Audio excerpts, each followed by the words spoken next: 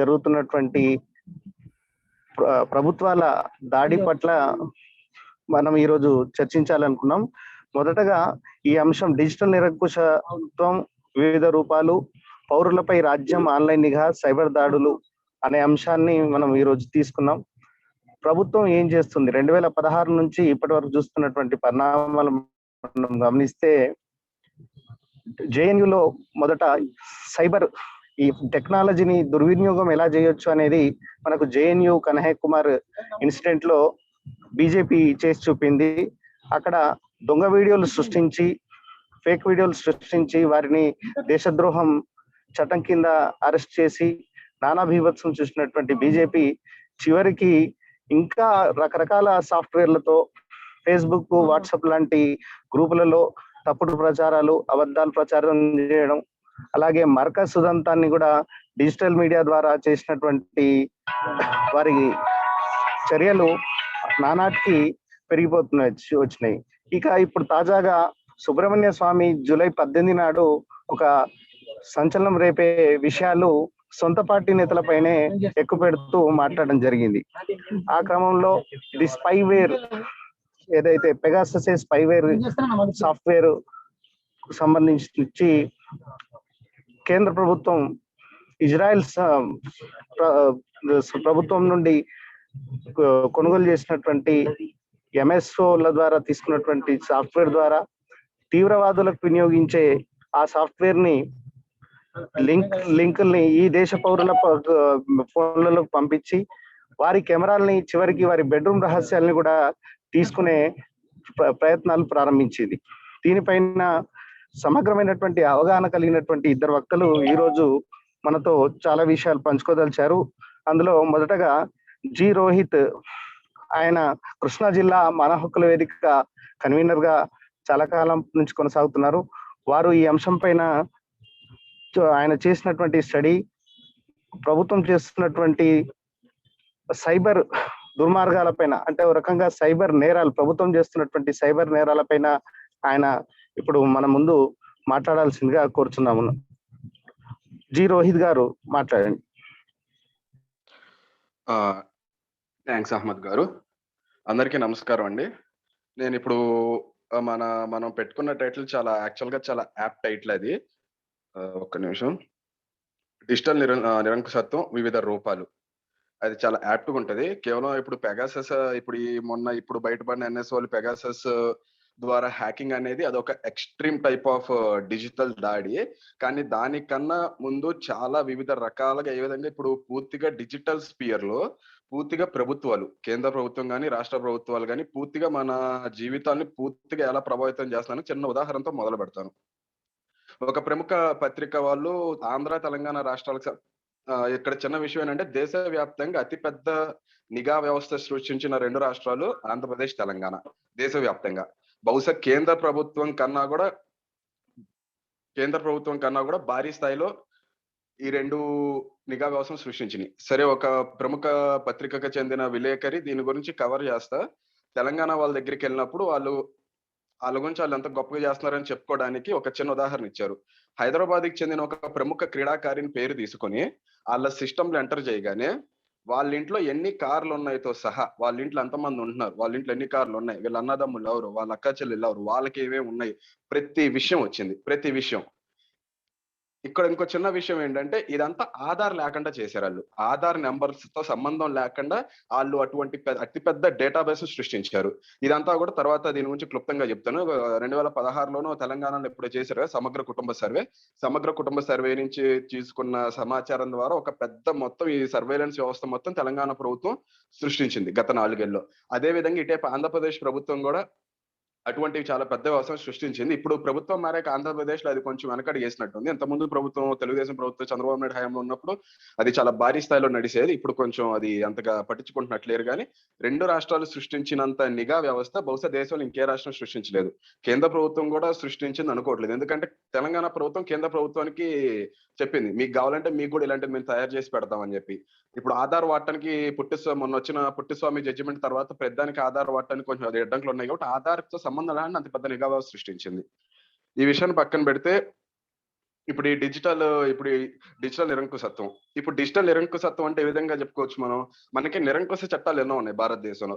సైనిక అధికారుల ప్రత్యే సైనిక సైనిక బలగాల ప్రత్యేక అధికారాల చట్టం గాని, చట్ట వ్యతిరేక కార్యకలాపాల నిరోధన చట్టం గాని ఊపా, ప్రజా భద్రత చట్టం గాని పిఎస్ఏ, నేషనల్ సెక్యూరిటీ యాక్ట్ గాని, లేకపోతే వివిధ రాష్ట్రాల్లో ఉన్న మత మార్పిడి వ్యతిరేక చట్టాలు గాని, ఇప్పుడు కొత్తగా వస్తున్న ఇది ఇప్పుడు ఈళ్ళ భాషలో ఏంటంటే యాంటీ జిహాద్ చట్టాలు. అంటే యాంటీ జిహాద్ చట్టాలు ముఖ్యంగా ఉత్తరప్రదేశ్‌లో యాంటీ రోమియో చట్టాలు గాని, అటువంటి చట్టాలన్నీ మనకు తెలుసు. కానీ బహుశా వీటన్నిటికంటే నిరంకుశమైన చట్టాలు 2 ఉన్నాయి. ఒకటి ఇండియన్ టెలిగ్రాఫ్ యాక్ట్, ఇంకొకటి ఇన్ఫర్మేషన్ టెక్నాలజీ యాక్ట్. మనకిప్పుడు చెప్పుకున్న నిరంకుశ చట్టాలన్నీ కూడా ఆటికి ఎంతో కొంత ఒక రకమైన న్యాయ వ్యవస్థకి లోబడి ఉన్నాయి. ఆ న్యాయ వ్యవస్థ సరిగ్గా పనిచేస్తుందా లేదా అనే విషయం పక్కన పెట్టగా మనకు ఆ జ్యుడిషియరీ ఉంది. ద ఫైనల్ కాల్ మనం జ్యుడిషియరీకి అప్రోచ్ అవ్వచ్చు. కానీ మీరు టెలిగ్రాఫ్ చట్టం తీసుకున్నా, ఇన్ఫర్మేషన్ టెక్నాలజీ చట్టం తీసుకున్నా అసలు దాని మీద జ్యుడిషియల్ స్క్రూటినీయే లేదు. దీన్ని ఇంకొంచెం వివరించాలంటే మనందరికీ ఫోన్ ట్యాపింగ్ తెలుసు.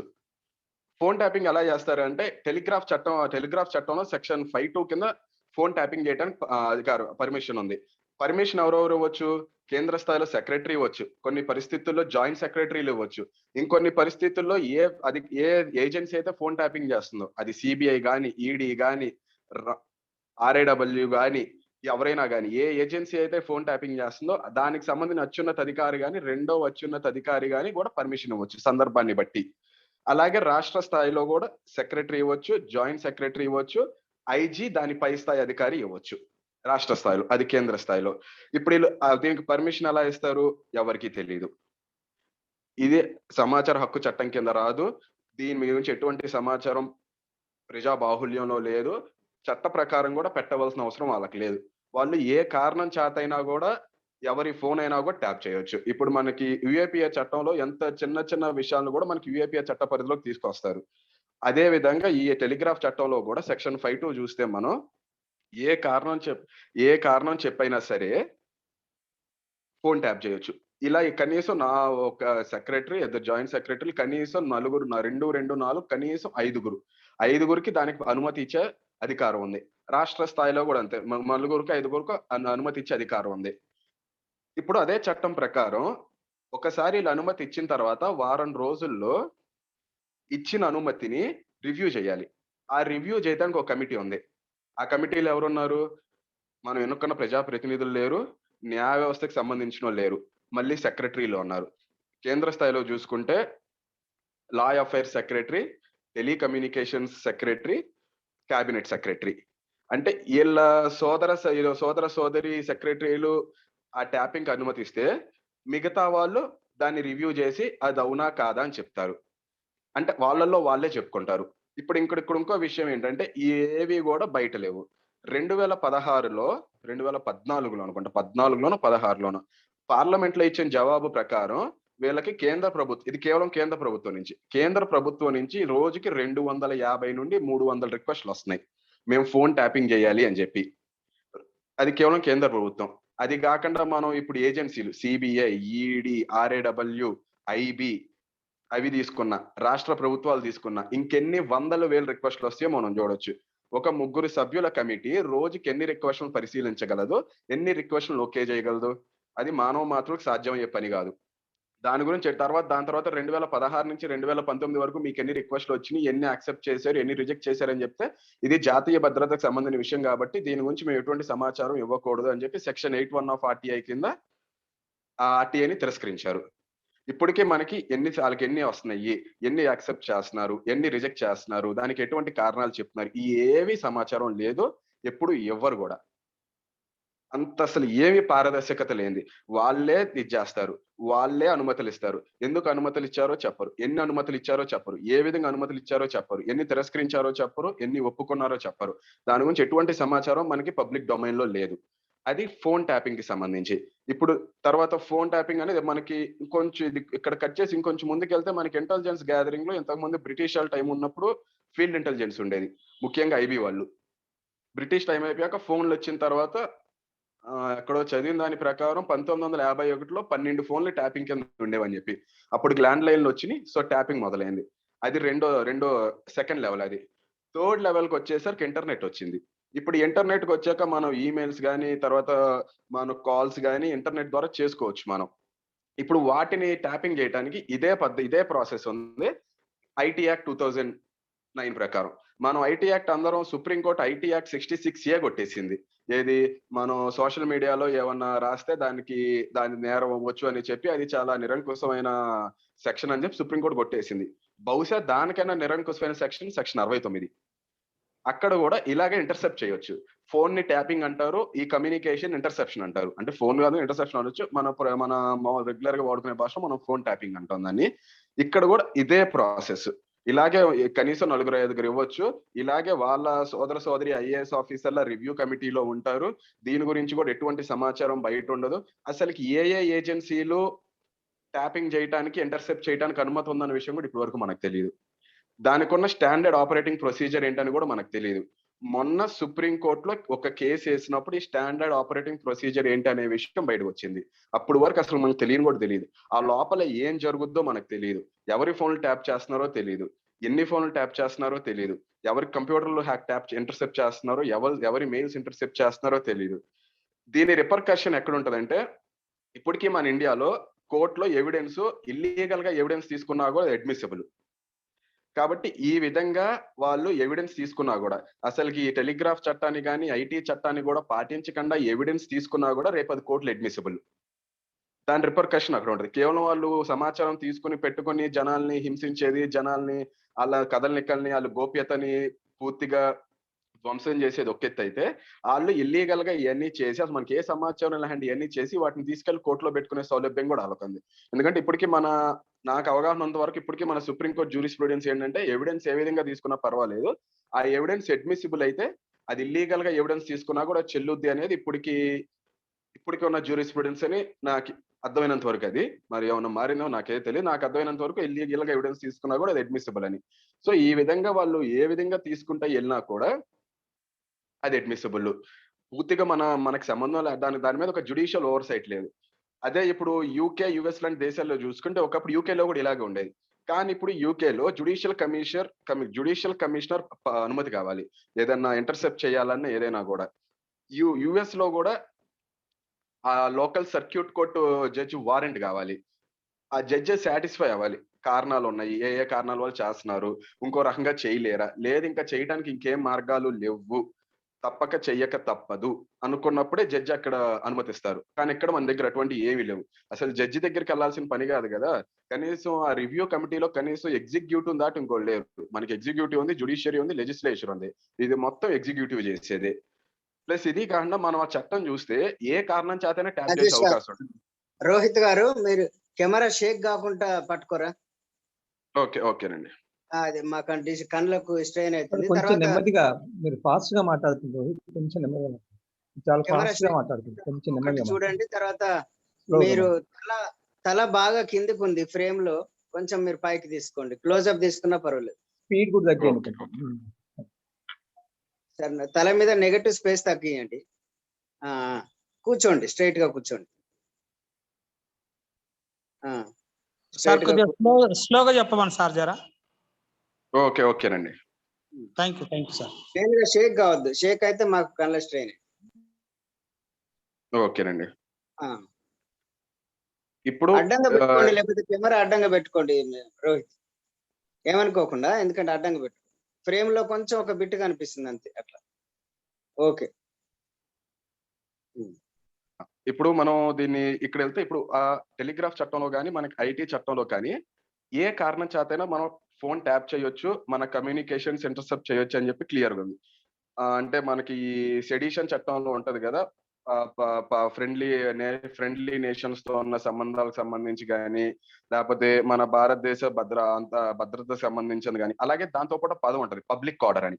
ఇప్పుడు ఆ పబ్లిక్ ఆర్డర్ అంటే ఏంటో ఎవరు డిఫైన్ చేయలేదు. పబ్లిక్ ఆర్డర్‌లో దేని కిందైనా వస్తది. పబ్లిక్ ఆర్డర్ అంటే ఇప్పుడు ఎవరో రోడ్డు మీద ఇద్దరు కొట్టుకున్నా అది కూడా పబ్లిక్ ఆర్డరే. 2 వర్గాలు కొట్టుకున్నా పబ్లిక్ ఆర్డరే. లేపోతే ఒకళ్ళొచ్చి ఇంకొకళ్ళని కొట్టినా పబ్లిక్ ఆర్డరే. ఇప్పుడు ఏదైనా పబ్లిక్ ఆర్డరే. సో, ఇప్పుడు ఆళ్ళు ఏ కారణం చెప్పైనా కూడా మనకు తెలియకుండా, మనకు సంబంధం లేకుండా ఆళ్ళ మీద ఎటువంటి న్యాయ వ్యవస్థ గాని, లెజిస్లేటివ్ ఆజమాయిషీ లేకుండా గాని ఫోన్ ట్యాప్ చేయొచ్చు. మన కంప్యూటర్ ద్వారా మనం పంపించే మెయిల్స్ కానీ, కంప్యూటర్ ద్వారా మనం చేసేవన్నీ కూడా వాళ్ళు ఇంటర్సెప్ట్ చేయొచ్చు. వీళ్ళు ఎందుకంటే ఇక్కడ ఆ టెలికమ్యూనికేషన్ ప్రొవైడర్స్ అంటారు కదా, ఏది ఇప్పుడు మన ఎయిర్టెల్, బిఎస్ఎన్ఎల్, వోడాఫోన్, గట్రా లాంటివి. వీళ్ళు ఒక ఆర్డర్ తీసుకెళ్ళి వాళ్ళకి ఇస్తే వాళ్ళు మేము చెయ్యం అనటానికి లేదు. వాళ్ళు కంపల్సరీ చేయాలి. అంటే ఇప్పుడు వీళ్ళు ఇయన్నీ చేయటం ద్వారా మన సమాచారం కేవలం ప్రభుత్వం దగ్గర ఉండటమే కాదు, ఈ టెలిఫోన్ ప్రొవైడర్స్ వాళ్ళ దగ్గర ఉంటది. ఆహ్, ఇంటర్నెట్ ప్రొవైడర్స్ వాళ్ళ దగ్గర ఉంటది. అందులో ఎవరైతే ఈ విషయం డీల్ చేస్తున్నారో వాళ్ళ దగ్గర ఉంటది. ఇంతమంది దగ్గర మనకు సంబంధించిన మన వ్యక్తిగత సమాచారం ఇయన్నీ ఫుల్‌గా ఉంటాయి. అంటే వాటిని ఇన్ని రోజుల్లో ధ్వంసం చేయాలి తీసుకున్నాక అని చెప్పి అన్ని రూల్స్ అన్నీ ఉన్నాయి కానీ, అయి ధ్వంసం చేస్తున్నారో లేదో మనకు తెలీదు. ఎందుకంటే అయేవి పబ్లిక్ డొమైన్‌లో లేవు. అడిగినా చెప్పరు. సమాచార హక్కు చట్టం కింద అప్లై చేస్తే ఇది జాతీయ భద్రతకు సంబంధించిన విషయం కాబట్టి ఇవి చెప్పకూడదు అని చెప్పి జవాబులిస్తారు. కాబట్టి మనకి ఒక అసలు పారదర్శకత అనేది లేకుండానే మనకి ఇదంతా ఎప్పటినుంచో జరుగుతుంది. ఇందులో అసలు కనీసం మిగతా ఇందాక చెప్పుకున్నట్టు మిగతా నిరంకుశ చట్టాలకి కనీసం న్యాయ వ్యవస్థ అనేది ఒకటుంది. మనం లెజి మన జ మన లెజి మన ప్రజాప్రతినిధుల మీద ఎంతో కొంత ఒత్తిడి పెట్టి ఎంతో కొంత జరిపించుకోవచ్చు. కానీ ఈ 2 చట్టాలు ముఖ్యంగా ఈ టెలిగ్రాఫ్ చట్టం, Indian telegraph act, information technology act. ఈ 2 చట్టాలకు సంబంధించి అటు జ్యుడిషియరీకి గాని, ఇటు లెజిస్లేచర్‌కి గాని ఎటువంటి పాత్ర లేదు. ఆళ్ళకి ఎటువంటి యాజమాయిషీ లేదు. మొత్తం ఒక నలుగురు, ఐదుగురు బ్యూరోక్రాట్‌ల చేతిలోనుంది. ఆ బ్యూరోక్రాట్‌లు ఏం చేయదలుచుకుంటే అది జేస్తారు. ఆ బ్యూరోక్రాట్‌లు ఏమనుకుంటే అది జేస్తారు. ఆ బ్యూరోక్రాట్‌ల మీద ఆజమాయిషీ ఉండేది వాళ్ళ సాటి బ్యూరోక్రాట్‌లకి. అంటే బ్యూరోక్రాట్‌లు బేసిక్‌గా ప్రజలకి ఎటువంటి అకౌంటబిలిటీ లేని వాళ్ళని అందరికీ తెలుసు. అటువంటి అకౌంటబిలిటీ లేని వాళ్ళ చేతులు ఇయన్నీ నడుస్తున్నాయి ఇప్పుడు. అది ఇప్పటి నుంచే కాదు. టెలిగ్రాఫ్ యాక్ట్ వచ్చినప్పటి నుంచి అది బ్రిటిష్ వాళ్ళ టైంలో వచ్చింది. ఇన్ఫర్మేషన్ టెక్నాలజీ యాక్ట్ వచ్చింది 2009 అనుకుంటా. 2009 నుంచి అది అలాగే నడుస్తానే ఉంది. ఇది ఒక భాగం అయితే, ఇప్పుడు పెగాసస్‌కి దీనికి తేడా ఏంటి? పెగాసస్ అనేది ఒక సాఫ్ట్‌వేర్. ఈ పెగాసస్ అనేది ఎలా వచ్చిందో ఒక చిన్న చెప్పాలి. ఇది ఎన్ఎస్ఓ అని చెప్పి ఒక ఇజ్రాయలీ కంపెనీ తయారు చేసింది. ప్రపంచంలో ఈ సైబర్ సెక్యూరిటీ వీటిని మాల్‌వేర్ అంటారు. ఈ సాఫ్ట్‌వేర్ ఆటిని. ఒకళ్ళ ఫోన్‌లో గాని, ఒకళ్ళ సిస్టమ్‌లోకి గాని పంపించి, ఆ సిస్టమ్‌ని గాని, ఆ ఫోన్‌ని గాని దీని ద్వారా ఇన్ఫెక్ట్ చేసి అందులోంచి సమాచారం లాగేదాన్ని ఈ సాఫ్ట్‌వేర్‌ని మాల్‌వేర్ అంటారు. ప్రపంచంలో ఇజ్రాయెల్ దీంట్లో ముందంజలో ఉన్న దేశం. ప్రపంచంలో చాలా దేశాలకు ఇజ్రాయెలే సప్లై చేస్తది. అది మిలిటరీకి గాని, లేపోతే ప్రజా ప్రభుత్వాలకు గాని దేనికైనా ఈ సప్లై చేస్తారు. అందులో ఎన్ఎస్ఓ ఒక పెద్ద సంస్థ. ఎన్ఎస్ఓ కాకుండా కార్డిలాకో ఇంకోటేదో ఇంకో సంస్థ ఉంది. ఈ 2 చాలా పెద్ద సంస్థలు ప్రపంచవ్యాప్తంగా. ఆ 2 ఇజ్రాయెల్ సంస్థలే. ఈ ఎన్ఎస్ఓ సంస్థ ఎలా ఏర్పడిందంటే, ఇంతకుముందు ఎన్ఎస్ఓ పెట్టిన ముగ్గురు కలిపి పెట్టారు. అందుకే ఆ ముగ్గురు పేరులో మొదటి అక్షరం తీసుకొని ఎన్ఎస్ఓ అని పెట్టారది. అందులోంచి ఇద్దరు ఇంతకుముందు చిన్న కంపెనీ నడుపుకునేవాళ్ళు. ఏది స customer care company. Cell phone కంపెనీలకి కస్టమర్ కేర్. ఆళ్ళేంటంటే సెల్ ఫోన్ కంపెనీకి ఏమన్నా తేడా వచ్చినప్పుడు ఆ సెల్ ఫోన్ కంపెనీ వోళ్ళు ఈళ్ళని అప్రోచ్ అయ్యేవాళ్ళు. ఆళ్ళకి మా కస్టమర్‌కి ఏదో ప్రాబ్లమ్ అయిందంటే మీరు చూడండి అని జెప్పి. అప్పుడు ఈళ్ళేం జేసేవారంటే ఆ కస్టమర్‌కి ఒక చిన్న లింక్ పంపించేవారు. చెప్పేవారు కస్టమర్‌కి. మీరు ఆ లింక్ మీద క్లిక్ చేస్తే మీ ఫోన్ అంతా మా అధీనంలోకొస్తది. అప్పుడు మీ ఫోన్ అంతా మేము చెక్ చేసి మేమెక్కడున్నా మీరెక్కడున్నా గూడా ఆ ఫోన్ అంతా చెక్ చేసి అందులో తప్పేముందో మేము కనుక్కొని దాన్ని బాగు చేయగలం అని జెప్పి. అది హార్మ్‌లెస్ థింగ్ ఇది. ఇందులో మనకెటువంటి హాని లేదు ఇందులో. మన ఫోన్ బాగు చేస్తున్నారు గదా! అని. కానీ ఇప్పుడు అదే అసలు విషయమైంది. ఎప్పుడైతే మన ఫోన్ యాక్సెస్ వాళ్ళకిచ్చామో, ఇంకా మన ఫోన్ గాని, మన కంప్యూటర్ గాని వాళ్ళ చేతిలోకి వెళ్ళిపోయినట్టే. దాన్నే వాడుకొని ఇప్పుడు ఈళ్ళింత పెద్ద సామ్రాజ్యం నిర్మించగలిగారు. ఇప్పుడు అదే విధంగా ఒక లింక్ పంపించి, ఆ లింక్ మీద క్లిక్ చేస్తే, మొత్తం మన ఫోన్ గాని, మన కంప్యూటర్ గాని వాళ్ళ అధీనంలో పూర్తిగా వెళ్ళిపోద్ది. ఇదెలా జరుగుద్దో 2 ఉదాహరణలు చెప్పుకోవచ్చు. ఒకటి భీమా కొరేగావ్ నుంచి తీసుకుందాం. ఒకటి నిన్నొచ్చిన పెగాసస్ జాబితా నుంచి తీసుకుందాం. భీమా కొరేగావ్ ముద్దాయిల్లో ఒకళ్ళు రోనా విల్సన్ గారు. రోనా విల్సన్ గారికి ఏం చేశారంటే, వర స్పేస్ ఇచ్చి వరవరరావు @gmailలో ఏదో పేరు మీద ఒక మెయిల్ పంపించారు. సరే వరవరరావు గారు, రోనా విల్సన్ గారు స్నేహితులు కాబట్టి రోనా విల్సన్ గారు ఆ మెయిల్‌ని అటాచ్‌మెంట్‌తో పాటు పంపించారు. వరవరరావు గారి మెయిల్ ఐడీ నుంచి. వరవరరావు గారికి మెయిల్ ఐడీ ఆయనకుందో లేదో మనకు తెలీదు. ఈళ్ళు ఏదో క్రియేట్ చేసినా చేసుండొచ్చు మనకు తెలీదు. వరవరరావు గారి నుంచి మెయిల్ వచ్చింది కదా! అని చెప్పి రోనా విల్సన్ గారు అటాచ్‌మెంట్ ఓపెన్ చేశారు. అంతే. ఆయన ఎప్పుడైతే అటాచ్‌మెంట్ ఓపెన్ చేశారో మొత్తం అయిపోయింది. ఆయన కంప్యూటర్ మొత్తం కాంప్రమైజ్ అయిపోయింది. అప్పటి నుంచి ఆయన కంప్యూటర్‌లో వీళ్ళకి కావాల్సినయన్నీ ఆ కంప్యూటర్‌లో ఈళ్ళు రిమోట్‌గా అంటే ఆళ్ళు అది ఏ ఏజెన్సీ చేసిందో మనకు తెలీదు. అది ఐబీఓలే చేసుండొచ్చు, రా వాళ్ళు చేసుండొచ్చు, ఎవరైనా చేసుండొచ్చు మనకు తెలీదు. మొత్తం అప్పటి నుంచి వాళ్ళకి కావాల్సినయన్నీ రోనా విల్సన్ గారి కంప్యూటర్‌లో జొప్పించడం మొదలెట్టారు. ఎందుకంటే ఇందాక మనం చెప్పుకున్నట్టు ఎప్పుడైతే మనం ఆ లింక్ మీద క్లిక్ చేస్తామో, మన కంప్యూటర్ గాని, మన ఫోన్ గాని మొత్తం వాళ్ళ అధీనంలోకెళ్ళిపోద్ది. కాబట్టి ఇంకా వాళ్ళ కంప్యూటర్తో ఏమేం చేసుకోవచ్చు, మనం ఎవరితో మాట్లాడుతున్నాం, ఏ వెబ్సైట్స్ చూస్తున్నాం, మనం ఏం టైప్ చేస్తున్నాం, మనం ఏ సినిమాలు చూస్తున్నాం, మనం ఏమన్నా గేమ్స్ ఆడుకుంటే ఏం గేమ్స్ ఆడుకుంటున్నాం, ప్రతిదీ మన 24 గంటలు మనం కనిపెట్టి ఉండొచ్చు వాళ్ళు. రోనా విల్సన్ గారితో అలా అయింది. మొన్న అయిన దాంట్లో ఎవరిదంటే ఎస్ఐఆర్ గిలానీ గారు. ఎస్ఐఆర్ గిలానీ గారు కశ్మీర్ ఆయన, ఢిల్లీ యూనివర్సిటీలో అరబిక్ ప్రొఫెసర్ గారు. పార్లమెంట్ మీద దాడి కేసులో ఆయన అన్యాయంగా ఇరికించి ఎన్నో సంవత్సరాలు జైల్లో పెట్టాక నిర్దోషిగా బయటపడ్డారు. ఆయన తర్వాత నుంచి ఆయన సిఆర్పిపి రాజకీయ ఖైదీల విడుదల కమిటీతో పనిచేయడం మొదలు పెట్టారు. 2018లో చనిపోయారు. ఆయన ఐఫోన్ వాడేవారు. ఆయన ఫోన్కి ఏం పంపించారు, కశ్మీర్ లో రెఫరెండానికి అంతర్జాతీయ మద్దతు అనే పేరు మీద పంపించారు. ఇప్పుడు ఆయన కశ్మీర్ ఆయన కాబట్టి కొంచెం ఆసక్తి ఉంటది, ఏంటిదబ్బా ఇదని. ఆయన దాని మీద క్లిక్ చేసి ఉండొచ్చు, అంతే. దాని మీద క్లిక్ చేయడం, ఆయన ఐఫోన్ మొత్తం వాళ్ళ చేతిలోకి వెళ్ళిపోయింది. ఎవరైతే దాన్ని వెనకాల నుంచి ఆపరేట్ చేస్తున్నారు, మళ్ళీ అది కూడా మనకి ఎవరు ఆపరేట్ చేస్తున్నారో తెలియదు. ఎవరైనా ఆపరేట్ చేయొచ్చు, ఐబిఓలు ఆపరేట్ చేయొచ్చు, ఆర్ఏడబ్ల్యూలు ఆపరేట్ చేయొచ్చు, లేకపోతే ఢిల్లీ గవర్నమెంట్ ఆపరేట్ చేయొచ్చు, లేకపోతే కశ్మీర్ గవర్నమెంట్ ఆపరేట్ చేయొచ్చు, కేంద్ర ప్రభుత్వం ఆపరేట్ చేయొచ్చు, మనకు తెలియదు. ఎన్ఎస్ఓలు మనకు చెప్పరు, మన ప్రభుత్వం మనకు చెప్పదు. అసలు ఇప్పటి వరకు మన ప్రభుత్వం మీరు ఎన్ఎస్ఓ సాఫ్ట్వేర్, పెగాసస్ సాఫ్ట్వేర్ కొన్నారంటే ఇప్పటి వరకు ఏం చెప్పాల. ఆ క్వశ్చన్ దానికి ఇప్పుడు వరకు ఎంతమంది ఎన్నిసార్లు దానికి జవాబు చెప్పాల. ఎస్ఐఆర్ గిలానీ గారి ఐఫోన్ ఆ విధంగా కాంప్రమైజ్ అయింది. ఈ విధంగా ఈ పెగాసస్ అనే సాఫ్ట్వేర్ ప్రజల ఫోన్ లో గానీ కంప్యూటర్ లో గానీ ఎంటర్ అయ్యి ఆ ఫోన్ ని గానీ కంప్యూటర్ ని గానీ పూర్తిగా తమ అధీనంలో తీసుకుని ఇంకా ఒకసారి వాళ్ళ అధీనంలోకి వెళ్ళిపోయాక వాళ్ళు ఏమైనా చేయొచ్చు, ఆ ఫోన్ ఏమైనా పెట్టొచ్చు. భీమా కొరేగాం కేసులో జరిగింది అది. ప్రధాన మంత్రిని చంపుతున్నారని చెప్పి ఒకసారి, తర్వాత వీళ్ళకి ఏదో సంబంధాలు ఉన్నాయని చెప్పి, లేకపోతే వరవరరావు గారు ఏదో సహాయం చేస్తున్నారని చెప్పి వాళ్ళ ఇష్టం వచ్చినాయన్ని వెళ్ళారు. ఆ కేసులు పెట్టుకుని ఇప్పుడు వరకు వాళ్ళకి బెయిల్ రాల. ఈ భీమా కొరేగాంకి సంబంధించి ఆర్సెనల్ కన్సల్టింగ్ అనే చాలా పెద్ద సంస్థ, ప్రపంచవ్యాప్తంగా ఎంతో పేరు పొందిన ఫోరెన్సిక్ డిజిటల్ సంస్థ. రోనా విల్సన్ గారి ల్యాప్టాప్ మీద సురేందర్ గాడ్లింగ్ అని చెప్పి నాగపూర్ లాయర్ గారు, ఆయన కూడా 16 మందిలో ఒక ముద్దాయి. ఆయన ల్యాప్టాప్ మీద, ఇద్దరు ల్యాప్టాప్ మీద పూర్తిగా పరిశోధన చేసి ఈ విషయాలన్నీ బయటికి తీసుకొచ్చింది. ఏ టైం నుంచి ఏ టైం వరకు వాళ్ళ కంప్యూటర్ కాంప్రమైజ్ అయింది, ఎప్పుడు వచ్చింది, వీళ్ళ కంప్యూటర్ లోకి ఆ ఇన్ఫెక్షన్ ఎప్పుడు వచ్చింది, ఏ విధంగా వచ్చింది, ఎన్ని సంవత్సరాలు వాళ్ళ దాంట్లో ఉంది, ఏ ఫైల్స్ దాని ద్వారా ప్రవేశపెట్టారు, వాళ్ళు ప్రతిదీ పోసగుచ్చినట్టు పెద్ద పెద్ద నివేదికలు ఇచ్చారు. కానీ కోర్టు ఇప్పటి వరకు దాన్ని యాక్సెప్ట్ చేయలేదు. ఈ కేసు పెట్టిన ఎన్ఐఏ వాళ్ళు ఇది విదేశీ సంస్థ, విదేశీ ప్రైవేట్ సంస్థ కాబట్టి మేము దీన్ని గుర్తించుకొని ఒక మాటలో తేల్చేసి దీంతో మాకు మేము ఒప్పుకో అని చెప్పేశారు. దాంతో అది అక్కడ అయిపోయింది. కాబట్టి ఈ రోజు పరిస్థితి ఇంత వల్నరబుల్ గా ఉంది. ఇది ఒక ఎత్తు. ఇప్పుడు రెండో ఎత్తు ఏంటంటే జీరో క్లిక్ అని వచ్చింది. ఏది ఇప్పుడు మనం చెప్పుకున్న రోనా విల్సన్ గారు ఉదాహరణ గానీ, ఎస్ఐఆర్ గిలానీ గారు ఉదాహరణ గానీ ఏమైనా క్లిక్ చేస్తే ఆ వైరస్ మన ఫోన్ లోకి గానీ కంప్యూటర్ లోకి గానీ వస్తాయి. ఇప్పుడు కేవలం అసలు క్లిక్ కూడా చేయకుండా ఈ వైరస్, ఈ మాల్వేర్ మొత్తం మన ఫోన్ లోకి గానీ కంప్యూటర్ గానీ వచ్చే టెక్నాలజీ కూడా ఎన్ఎస్ అభివృద్ధి చేసింది. కేవలం ఈ రోజు అందరూ వాట్సాప్ వాడడం దాదాపుగా లేరు. ఈ రోజు అందరూ వాట్సాప్ వాడతారు.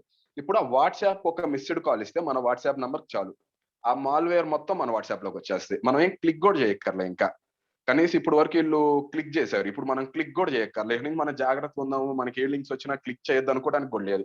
అది జస్ట్ మన వాట్సాప్ కు మిస్డ్ కాల్ ఇస్తే చాలు. ఇప్పుడు మనకు వాట్సాప్ మిస్డ్ కాల్ ఇవ్వకుండా మనం ఆపలేం ఎవరిని, ఎవరైనా ఇస్తారు మన వాట్సాప్ మిస్డ్ కాల్. ఇప్పుడు కేవలం మన వాట్సాప్ మిస్డ్ కాల్ ఇస్తే చాలు, ఆ మాల్వేర్ మొత్తం మన వాట్సాప్ లోకి వచ్చేస్తాయి. టెక్నాలజీ అంతగా అభివృద్ధి చేశారు ఎన్ఎస్ఓ వాళ్ళు. ఈ పెగాసస్ అనే దానికి వెనకాల ఉన్న నేపథ్యం ఇది. ఇప్పుడు ఇది ఏమైంది, పెగాసస్ ఇది ఫస్ట్ 2019లో బయటపడింది. బయటపడటం మన భారతదేశంలో సుమారుగా 15-20 మంది యాక్టివిస్టులు, జర్నలిస్టులు, ముఖ్యంగా మానవ హక్కుల కార్యకర్తలు, జర్నలిస్టులు ఫోన్లు ఇలాగే ఇలాగే హ్యాక్ చేశారని చెప్పి వాట్సాప్ కూడా పెట్టాడు. వాట్సాప్ కూడా సిటిజన్స్ ల్యాబ్ అని చెప్పి యూనివర్సిటీ ఆఫ్ టొరంటోలో వీళ్ళు ఇటువంటి వాటి గురించి గత కనీసం 15 ఏళ్ళుగా దీని మీద పనిచేస్తున్నారు. ఆ కెనడాలోని యూనివర్సిటీ ఆఫ్ టొరంటోకి చెందిన సిటిజన్స్ ల్యాబ్ అనే యూనివర్సిటీ సంస్థది 15 ఏళ్ళుగా దీని మీద పనిచేస్తున్నారు. అప్పుడే వాట్సాప్ వాళ్ళకి డౌట్ వచ్చింది, ఈ వాట్సాప్ లో ఏదో వాడుకొని వీళ్ళు అప్పుడు 2019లో ప్రపంచవ్యాప్తంగా 1400 మంది మీద ఇలా చేశారు, హ్యాకింగ్ చేశారు. అందులో మన ఫస్ట్ మొదలైంది మన భారతదేశంలో ఛత్తీస్గఢ్ నుంచి వచ్చింది. ఛత్తీస్గఢ్ లో కొంతమంది యాక్టివిస్టులు, సుధా భరద్వాజ్ గారు కానీ ఇంకొక కొంతమంది ఉన్నారు, వాళ్ళ ఫోన్లు ఈ విధంగానే హ్యాక్ చేశారని చెప్పి అప్పుడే వచ్చింది. సుమారుగా 14-15 మంది. అప్పుడే సమసిపోయింది. అంటే అప్పుడు అంత కాంట్రవర్సీ అవ్వలేదు. అది కేవలం 14-15 మంది అనుకున్నారేమో. అది కాస్త ఇప్పుడు 2021 వచ్చేసరికి ఒక ఎవరో లీక్ చేసినట్టున్నారు. ఫ్రాన్స్ కి చెందిన ఫర్బిడెన్ స్టోరీస్ అని చెప్పి ఒక మీడియా సంస్థకి, ఆమ్నెస్టీ ఇంటర్నేషనల్ అనేది మన అందరికీ తెలుసు, అంతర్జాతీయ మానవ హక్కుల సంస్థ. అది వాళ్ళకి లీక్ చేశారు. అందులో 50,000 నెంబర్లు. ఇది మొత్తం లిస్ట్ కాదు, మళ్ళీ లీక్ అయిన లిస్ట్ లో 50,000 నెంబర్లు ఉన్నాయి. మళ్ళీ వాళ్ళ దగ్గర ఇంకెన్ని లక్షల నెంబర్లు ఉన్నాయి మనకు తెలియదు.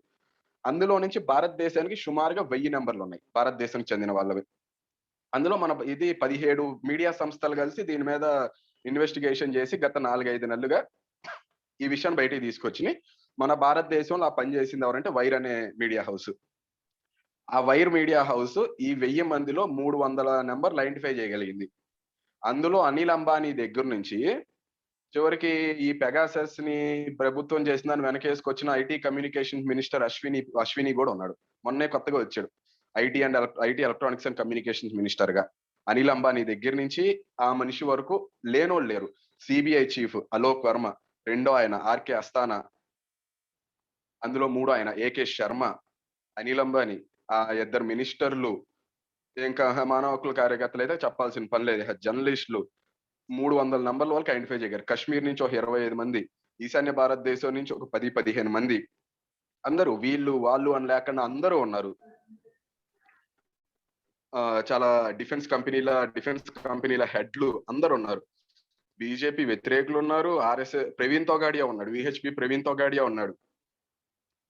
మన దగ్గర నుంచి హరగోపాల్ సార్ నెంబర్ అయింది. కాకపోతే ఇక్కడ ఏంటంటే ఈ నెంబర్లన్నీ కాంప్రమైజ్ అయినాయి అని కాదు. ఇప్పుడు ఈ ఫోన్లు చెక్ చేస్తే గానీ ఎన్ని నెంబర్లు కాంప్రమైజ్ అయ్యింది అని మనకు తెలియదు.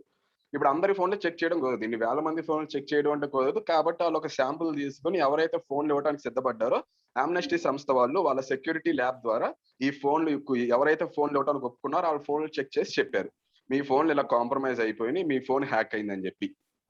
ఇప్పుడు పెగాసస్ తో జరిగింది అది. మొన్న భీమా కొరేగాంలో జరిగింది అదే, ఇప్పుడు పెగాసస్ తో జరిగింది అదే. ఇప్పుడు ఇది ఎక్కడికి వస్తుంది? మన ఇండియన్ చట్టంలో ఇన్ఫర్మేషన్ టెక్నాలజీ యాక్ట్ లో హ్యాకింగ్ చట్ట ప్రకారం హ్యాకింగ్ అనేది పూర్తిగా చట్ట వ్యతిరేకమైంది. కనీసం ఫోన్ ట్యాపింగ్ అయినా, కమ్యూనికేషన్ ఇంటర్సెప్షన్ అయినా దానికి ఒక చట్టబద్ధత ఉంది. అది అంత అన్యాయమైన చట్టం అనుకున్నా కూడా కనీసం ఒక చట్టం ఉంది దానికి, ఇది చెయ్యొచ్చు ఇది చేయకూడదు అని ఎంతో కొంత చట్టబద్ధత ఉండింది దానికి.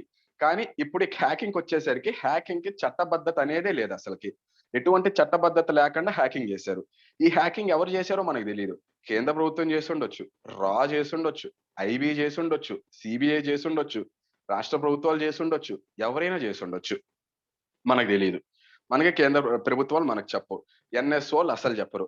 కాబట్టి ఎవరు చేశారో తెలియదు, అందులోంచి ఏమేమి తీసుకున్నారో మనకు తెలియదు. దీనికంటూ ఒక చట్టం లేదు, దీనికంటూ ఒకటి ఏమీ లేదు అసలుకి. ఇప్పుడు దీన్ని మనం ఎలా ఎదుర్కొంటాం అనేది ముఖ్యమైన ప్రశ్న. కేంద్ర ప్రభుత్వాన్ని అడిగితే మేము హ్యాకింగ్ చేశాము చేయలేదని ఏం చెప్పలేదు ఇప్పుడు వరకు. మేము చేసినవి అన్ని వాళ్ళు ఎంతసేపు సర్వైలెన్స్ నిఘా అనే పదమే వాడుతున్నారు, కానీ ఇది నిఘా కాదు, ఇది హ్యాకింగ్. నిఘా అంటే టెలిగ్రాఫ్ చట్ట ప్రకారం, ఇన్ఫర్మేషన్ టెక్నాలజీ చట్ట ప్రకారం చేసేదాన్ని సర్వైలెన్స్ అంటారు. ఇది హ్యాకింగ్, అవుట్ రైట్ హ్యాకింగ్ ఇది. దీంట్లో అసలు ఎటువంటి చట్టబద్ధత లేదు. మన చట్టాల ప్రకారం హ్యాకింగ్ చేయకూడదు ఎవరు. కానీ వాళ్ళు ఎంతసేపు మనం అడిగే ప్రశ్నకి వాళ్ళు ఇచ్చే జవాబు పొందడం లేదు. మేము సర్వైలెన్స్ చట్ట ప్రకారమే చేసామంటున్నారు. అరే బాబు నువ్వు చేసిన సర్వైలెన్స్ కాదురా బాబు, నువ్వు చేసిన హ్యాకింగ్ అని చెప్పినా కూడా వాళ్ళు ఒప్పుకోవట్లేదు, వాళ్ళు వినను కూడా వింటలేదు. ఇప్పుడు వరకు వాళ్ళు జవాబు చెప్పలేదు. మీరు ఎన్ఎస్ఓ క్లయింటా, మీరు ఎన్ఎస్ఓ దగ్గర పెగాసస్ సాఫ్ట్వేర్ కొన్నారా అనే దానికి ఇప్పుడు వరకు జవాబు ఇవ్వలేదు వాళ్ళు. దానికి ఎంత ఖర్చు పెట్టారు దానికి తెలియదు. కొన్ని అంచనాల ప్రకారం ఇండియన్ ఎక్స్ప్రెస్ పత్రిక వాళ్ళు వేసిన అంచనాల ప్రకారం ఒక్కొక్క నెంబరు ఎంత లేదన్నా ఒక్కొక్క నెంబర్ని ఇలా హ్యాక్ చేయడానికి ఎంత లేదన్నా 70 నుంచి 80 లక్షలు ఖర్చు అవుద్దంట. ఇప్పుడు ఈ 300 నెంబర్లే అనుకుంటే సుమారుగా కనీసం ప్రభుత్వం ఒక 1500 కోట్ల వరకు కొన్ని లెక్కలేసి ఇండియన్ ఎక్స్ప్రెస్, ఎందుకంటే మనకు ప్రభుత్వం ఎటువంటి సమాచారం ఇవ్వదు కాబట్టి ఇండియన్ ఎక్స్ప్రెస్ పత్రిక వాళ్ళే కొన్ని అంచనాలకు వచ్చి అవి ఆ లెక్కలు ఈ లెక్కలు వేసి ఎంత లేదన్నా ప్రభుత్వం హీనపక్షం 1500 కోట్లు దీని మీద ఖర్చు పెట్టి ఉంటుందని అంచనా. ఇది కేవలం కేంద్ర ప్రభుత్వం ఒక్కళ్ళే చేశారు అనుకుంటే. ఇప్పుడు రకరకాల ఏజెన్సీలు చేస్తుంటే ప్రతిదానికి అంతే వేసుకోవచ్చు. అంటే ఎన్ని వేల కోట్లు దీని మీద ఖర్చు పెట్టారో మనకు తెలియదు. దాని గురించి ఎటువంటి సమాచారం లేదు. దాని గురించి మరి ఎప్పుడైనా రేపు బడ్జెట్ పేపర్లో అయినా కనీసం దాని గురించి ఏమైనా వస్తుందో మనకు తెలియదు. ఎన్ని వేల కోట్లు దీని మీద ఖర్చు పెట్టారు, ఎందుకు ఖర్చు పెట్టారు, అసలు వీళ్ళ ఫోన్లు ఎందుకు హ్యాకింగ్ చేశారు, ఇదంతా ఇప్పుడు మనం చూసుకుంటే అసలు హ్యాకింగ్ చేయకూడదని చట్టం అని చెప్పుకున్నాం కదా. ఇప్పుడు ఇందా చెప్పుకున్న సర్వైలెన్స్ కానీ ఇప్పుడు చేసిన హ్యాకింగ్ కానీ మొన్న వచ్చిన పుట్టుస్వామి జడ్జిమెంట్ అంటే ఆధార్ జడ్జిమెంట్ అంటాం మనం. Puttaswamy versus Union of India Aadhaar judgement అంటాం మనం. సహజంగా. దాని ప్రకారం గోప్యతా హక్కు అనేది మనిషి పౌరుల ప్రాథమిక హక్కు అని చెప్పి సుప్రీంకోర్టు తేల్చింది. అంటే ఆర్టికల్ 21. ఆర్టికల్ 21లో గోప్యతా హక్కు రైట్ టు ప్రైవసీ అనేది అంతర్భాగం అని చెప్పి సుప్రీంకోర్టు చాలా స్పష్టంగా తేల్చి చెప్పింది. ఇప్పుడు ఇప్పుడు ఫండమెంటల్ రైట్స్ కి భంగం కలిగినప్పుడు మనం వెళ్ళేది సుప్రీంకోర్టుకి గాని, హైకోర్టులకు గాని ఫండమెంటల్ రైట్స్ కి భంగం కలిగినప్పుడు వెళ్తాము. కానీ ఇక్కడ అదే ఇందాక చెప్పుకున్నట్టు ఈ డిజిటల్ నిరంకుశత్వం ఎలా ఉందంటే అసలు మన ఫోన్ ట్యాప్ చేశారో, మన కమ్యూనికేషన్స్ ఇంటర్సెప్ట్ చేశారో, మన ఫోన్ హ్యాక్ చేశారో కూడా మనకు తెలీదు. మనం ఏం పట్టుకొని ఇప్పుడు సుప్రీం కోర్టుకి వెళ్తాం, లేకపోతే ఏం పట్టుకొని హైకోర్టుకి వెళ్తాం నా హక్కుకు భంగం కలిగిందని. ఏదో అక్కడ ఎన్ఎస్ఓల దగ్గర నుంచి డేటా లీక్ అయ్యి యామ్నెస్టీ వాళ్ళు, ఫర్బిడెన్ స్టోరీస్ అనే వాళ్ళు, ఇక్కడ వైరో వాళ్ళు ఇవన్నీ చేయబట్టి మనకి ఈ మాత్రమే తెలిసి వచ్చింది ఎంతో కొంత. లేకపోతే సామాన్యులకి అది అయ్యే పని కాదు. సామాన్యులకే కాదు, సిబిఐ డైరెక్టర్ ఫోన్ హ్యాక్ అయిందంటే ఇంక చెప్పుకోవచ్చు మనం ఎంతో. వాళ్ళకి కూడా తెలియదు వాళ్ళ ఫోన్లు అయ్యే వరకు. అటువంటి వాళ్ళకి అసలు ఎవ్వరికి ఎటువంటి అవగాహనే లేనప్పుడు అసలు మన ఫోన్ ఏమవుతుందో, మన సిస్టమ్ ఏమవుతుందో కూడా మనకు తెలియనప్పుడు మనం ఏ విధంగా సుప్రీం కోర్టుకి వెళ్తాం, ఏ విధంగా హైకోర్టుకి వెళ్తాం, ఏ విధంగా నా ప్రాథమిక హక్కు భంగం కలిగిందని చెప్తాం అసలుకి. ఈ 2 చట్టాల మీదే అసలు ఎటువంటి జ్యుడిషియల్ గాని, లెజిస్లేటివ్ గాని ఓవర్ సైట్ లేదని చెప్పాం. ఆటితోనే ఏమి అవ్వదు. ఆటితో ఏమి అవ్వకపోగా ఇప్పుడు హ్యాకింగ్ వచ్చింది. ఇప్పుడు హ్యాకింగ్ ఎందుకు రావాల్సి వచ్చిందో చెప్పుకుందాం మనం. ఐటీ చట్టం ప్రకారం టెలిగ్రాఫ్ చట్టం ప్రకారం ఫోన్లు ట్యాప్ చేయొచ్చు. ఇప్పుడు ఫోన్లు వాడట్లేదు మనం, అయిపోయింది మనకంతా. ఇప్పుడంతా మనం వాట్సాప్, సిగ్నల్ వాడుతున్నాం. వాట్సాప్, సిగ్నల్, టెలిగ్రామ్ లాంటివి. ఇప్పుడు ఈ వాట్సాప్, సిగ్నల్, టెలిగ్రామ్ లాంటి apps encrypted apps. Encrypted apps అంటే ఇప్పుడు మనం మామూలు ఎస్ఎంఎస్ పంపిస్తే మనం ఏ నెట్వర్క్ నుంచి ఎస్ఎంఎస్ పంపించాం, వొడాఫోన్, ఎయిర్టెల్, ఇంకెవరైనా అలా ఎస్ఎంఎస్ చదవచ్చు. అది కావాలనుకుంటే ప్రభుత్వం వాళ్ళని నేను ఈ ఫోన్ ట్యాప్ చేయదలుచుకున్నాను కాబట్టి వాళ్ళు పంపించిన ఎస్ఎంఎస్ నాకు చదివి చెప్పంటే ఎస్ఎంఎస్ చదవచ్చు. కానీ ఇప్పుడు వాట్సాప్ లో, సిగ్నల్ లో, టెలిగ్రామ్ లో మనం పంపించే మెసేజ్లు చదవటం కుదరదు. అదంతా వేరే కోడ్ లో ఉంటది. ఎవరు చదవలేరు అది. అది వాట్సాప్ వాడు చదవలేడు, సిగ్నల్ వాళ్ళకి చదవలేరు, టెలిగ్రామ్ వాళ్ళు కూడా చదవలేరు. కాబట్టి మనం అందరం ఈ రోజు వాట్సాప్, సిగ్నల్, టెలిగ్రామ్ వాడుతున్నాం. కాబట్టి ఇప్పుడు ఫోన్ ట్యాప్ చేసినా కూడా ప్రభుత్వానికి వచ్చేదేమి లేదు. అదే విధంగా ఇంటర్సెప్షన్ అంటే ఏంటి? ఇప్పుడు మనం ఈమెయిల్స్ అయ్యి వాడుకున్నప్పుడు ఇంటర్సెప్ట్ చేయొచ్చు. మన కంప్యూటర్ ద్వారా ఏం పంపిస్తున్నా ఇంటర్సెప్ట్ చేయొచ్చు. కానీ ఇప్పుడు ఇది కూడా సిమిలర్ గా మనం ఇప్పుడు వాట్సాప్ కి, సిగ్నల్ కి, టెలిగ్రామ్ కి షిఫ్ట్ అయిపోయాం కాబట్టి వీటిలో ఇవన్నీ ఎన్క్రిప్టెడ్ కాబట్టి వీటి నుంచి తెలుసుకోవటం కూడా ప్రభుత్వానికి కుదరదు. ఇంకా నువ్వెంత ఫోన్ ట్యాప్ చేసినా, నువ్వెంత నా కంప్యూటర్ ఇంటర్సెప్ట్ చేసినా కూడా ఇవన్నీ నీకు తెలియవు. కాబట్టి ఇప్పుడు ప్రభుత్వం డైరెక్ట్ గా హ్యాకింగ్ లోకి వెళ్ళిపోయింది. కానీ ప్రభుత్వం అలా చేయొచ్చా? ఓ పక్క మనకు సుప్రీంకోర్టు తీర్పు ఉంది. సుప్రీంకోర్టు తీర్పులకి చట్టానికి ఉన్నంత విలువ ఉందని చెప్పి జ్యూరిస్ప్రుడెన్స్ ఉంది. సుప్రీంకోర్టు చెప్పింది గోప్యతా హక్కు అనేది ప్రాథమిక హక్కు అని. మామూలుగా ఇంతకుముందు చెప్పుకున్న 2 చట్టాలకే గోప్యతా హక్కుకి చాలా భంగకరమైనవి. అసలు గోప్యతా హక్కుని ఇప్పుడు మనం తీసుకుంటే పుట్టస్వామి జడ్జిమెంట్ తర్వాత ఆ 2 చట్టాలు ఉండడానికి వీల్లేదు. లేకపోతే కనీసం ఆ 2 చట్టాలని చాలా సవరించాలి. చాలా సవరించాలి ఆ 2 చట్టాలని ఈ పుట్టస్వామి తీర్పు తర్వాత. అటువంటిది ఇప్పుడు డైరెక్ట్ హ్యాకింగ్. ఇది పూర్తిగా చట్ట వ్యతిరేకమైంది. ఇప్పుడు ఏం చేస్తాం? అసలు దీన్ని ఏ విధంగా ఆపగలం మనం? టెక్నాలజీ పరంగా మనం ఆపడానికి వెళ్ళేది ఇది. ఎందుకంటే ఇందాక చెప్పుకున్నట్టు మన వాట్సాప్ నంబర్‌కి ఒక మిస్డ్ కాల్ ఇస్తే ఆ మాల్‌వేర్ మన ఫోన్‌లోకి, మన కంప్యూటర్‌లోకి వచ్చేస్తుంది. అలాంటప్పుడు ఏ విధంగా ఆపగలం?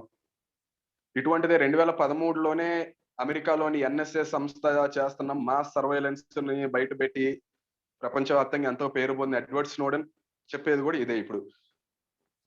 మనం ఏం చేయలేం. టెక్నాలజీ పరంగా మనం ఏం చేయలేం ఇప్పుడు. టెక్నాలజీ పరంగా మనం ఆపలేం. మనం చేయగలిగిందల్లా ఒకటే. మనం ప్రజా మద్దతుతో మన ప్రభుత్వాల మీద ఒత్తిడి తీసుకురావాలి. మీరు ఇటువంటి సాఫ్ట్‌వేర్‌లు కొనొద్దు. మీరు ఈ విధంగా చేయవద్దు. మీరు ఎన్ఎస్ఓ లాంటి సంస్థలతో ఎటువంటి వ్యాపార సంబంధాలు పెట్టుకోవద్దు. మీరు వాళ్ళ దగ్గర ఏమి కొనవద్దు. మనం ప్రజా మద్దతుతో కూడగట్టుకొని ప్రభుత్వం మీద ఒత్తిడి తీసుకురావటం తప్పితే మన ఫోన్‌కి సంబంధించి మనం ఎంత కేర్ తీసుకున్నా కూడా అంత వర్కౌట్ అవ్వదింక. అది జరుగుతానే ఉంటది.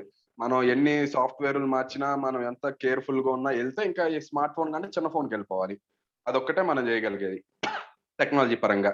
లేదు ఇంకా మనం స్మార్ట్ ఫోనే వాడదాం అంటే స్మార్ట్ ఫోన్ ఇంకా మన చేతిలో స్మార్ట్ ఫోన్ ఉందంటే ఇంక మనకు రక్షణ లేదింక. మనం ఎంత కేర్‌ఫుల్‌గా ఉన్నా గూడా. అదంతే టెక్నాలజీ స్థాయి ఆ స్థాయికెళ్ళిపోయింది ఇప్పుడు. ఇక మనం చేయగలిగింది ఎప్పుడు ఉండేది. ప్రజలను కూడగట్టుకొని ప్రభుత్వం మీద ఒత్తిడి తీసుకురావటం. ఇటువంటివి చెయ్యొద్దు. చట్టాల్లో మార్పు తీసుకురండి. ఒక ప్రైవసీ చట్టాన్ని తీసుకురండి. మనకిప్పటికి ఒక ప్రైవసీ చట్టం లేదు దేశంలో. ఒక ప్రైవసీ చట్టాన్ని తీసుకురండి. దాంట్లో చాలా కఠినమైన నియమాలు పెట్టండి. ఎందుకంటే కఠినమైన నియమాలు ఎప్పుడైనా రాజ్యం మీద ఉండాలి. ప్రజల మీద కాదు గదా! రాజ్యంతో పోల్చుకుంటే ప్రజలు నథింగ్. రాజ్యానికెప్పుడు ప్రజల మీద ఎప్పుడు ప్రజలతో పోల్చుకుంటే రాజ్యానికెప్పుడు అధికారాలు ఎక్కువ, పవర్ ఎక్కువ, అన్నీ ఎక్కువే రాజ్యానికి. కాబట్టి ఇప్పుడు దీనికోసం ప్రత్యేక చట్టాలు తీసుకురావాలి. మన టెక్నాలజీ మారిపోయింది. మనం వేరే వాళ్ళతో కమ్యూనికేట్ చేసే విధానం మారిపోయింది. ఇవన్నీ మారిపోయినాయి కాబట్టి దీనికి తగ్గట్టుగా కొత్త కొత్త చట్టాలు తీసుకురావాలి. ఎప్పుడో బ్రిటిష్ వాళ్ళ కాలంలో చేసిన టెలిగ్రాఫ్ చట్టం, ఎన్క్రిప్షన్ లేని రోజుల్లో చేసిన ఇన్ఫర్మేషన్ టెక్నాలజీ చట్టం ఇప్పుడు పనికిరావు ఇంకా. అయితే వాటిని పూర్తిగా తీసేయాలి. లేకపోతే వాటికి సవరణలు తీసుకొచ్చి చాలా స్ట్రిక్ట్ గా చేయాలి. ఇప్పుడు కొత్తగా ఈ ఎన్క్రిప్షన్ సంబంధించి కొత్త చట్టాలు తీసుకురావాలి. హ్యాకింగ్ చేయడానికే లేదు. అది ఆల్రెడీ చట్టంలో ఉంది. అయినా కూడా చేస్తున్నారు. ఇప్పుడు ఏం చేయగలిగి మన న్యాయ వ్యవస్థ గనక పటిష్టంగా ఉండుంటే ఇప్పుడు వరకు ఇంకా రాలా. ఎవరో సుప్రీంకోర్టు న్యాయమూర్తి ఫోన్ కూడా అయింది అంటున్నారు. మరి అది ఇప్పుడు వరకు రాలా. బహుశా రాబోయే రోజుల్లో రావచ్చు. సుప్రీంకోర్టు న్యాయమూర్తి ఫోన్ కూడా అయిందని. మనకు తెలియదు ఎవరో ఆయన గాని ఆవిడ గాని మనకు తెలియదు. రాబోయే రోజుల్లో రావచ్చు ఆ విషయం. సుప్రీంకోర్టు న్యాయమూర్తులకి, రాజకీయ నాయకులకి, మంత్రులకి, సిబిఐ వాళ్ళకే దిక్కు దివాణం లేదు ఇప్పుడు పరిస్థితులు. సామాన్య జనం పరిస్థితి ఏంటి? ఇది ఒక ఫండమెంటల్ రైట్ కి సంబంధించిన విషయం. గోప్యత హక్కు. ఇందాక మనం చెప్పుకున్న సర్వేలెన్స్ మొదట్లో ఒక ఉదాహరణ చెప్పారు. తెలంగాణ ప్రభుత్వం, ఆంధ్ర ప్రభుత్వం క్రియేట్ చేసింది అనేది. ఇప్పుడు మన గోప్యతను 2 భాగాలుగా చెప్పుకోవచ్చు మనం. అంతర్గత గోప్యత, బాహ్య గోప్యత. మన అంతర్గత జీవితం ఒకటి, అంతర్గత జీవితం అంటే ఒకటి ఉంటది మనకి, బాహ్య జీవితం ఒకటి ఉంటది. ఇప్పుడు తెలంగాణ ప్రభుత్వం ఇప్పుడు సమగ్ర కుటుంబ సర్వే ద్వారా మన గురించి ప్రతి సమాచారం ఉంది. తెలంగాణ ప్రజల గురించి తెలంగాణ ప్రభుత్వం దగ్గర ప్రతి సమాచారం ఉంది.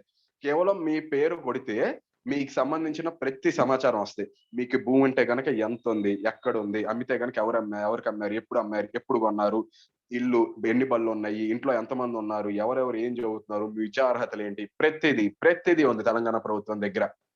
అలాగే ఆంధ్రప్రదేశ్ ప్రభుత్వం దగ్గర కూడా అలాగే సమాచారం ఉంది. ఆంధ్రప్రదేశ్ ప్రభుత్వం ఒక్కొక్క మనిషికి సంబంధించి 132 విషయాలు సేకరించింది అనుకుంటా. 132 విషయాలు. మన గురించే మనకు 132 విషయాలు తెలియకపోవచ్చు. కానీ ఆంధ్రప్రదేశ్ ప్రభుత్వానికి తెలుసు. ఒక్క మనిషి గురించి 132 136 ఎన్నో విషయాలు. తెలంగాణ ప్రభుత్వం కూడా అంతే. అది ఒక రకంగా బాహ్య గోప్యత.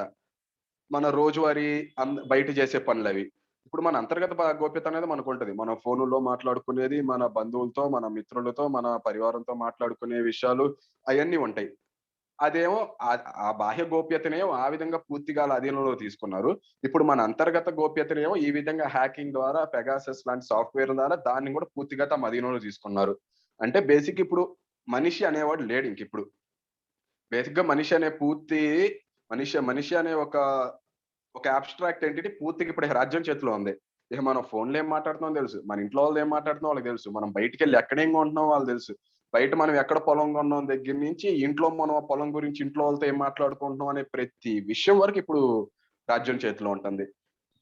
ఇంకా పౌరులు ఉండటం ఎందుకు, మనుషులు ఉండటం ఎందుకు, ఇక నా గురించి ఇంకా ప్రతిదీ ఇన్ అండ్ ఔట్ రాజ్యానికి తెలిసిపోయినప్పుడు ఇంకా మనం ఎందుకు అసలుకి ఇంకా రాజ్యం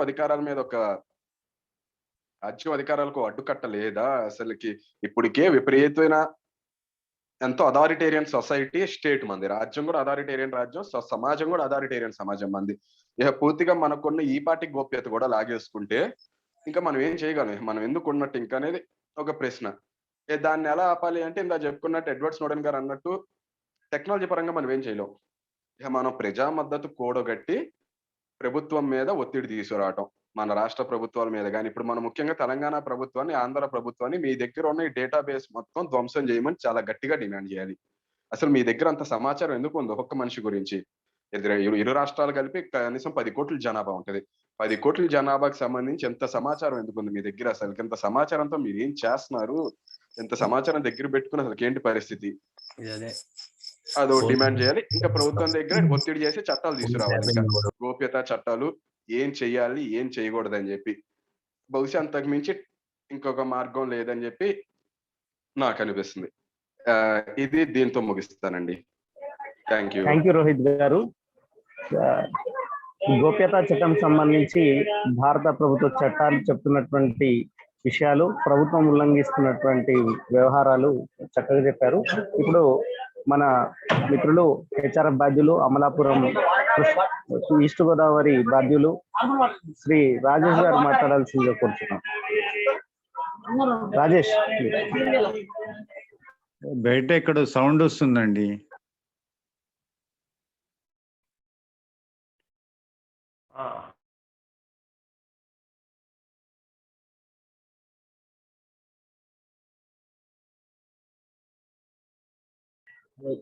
రాజేష్ ప్లీజ్ మాట్లాడండి మీరు. మాట్లాడతానండి.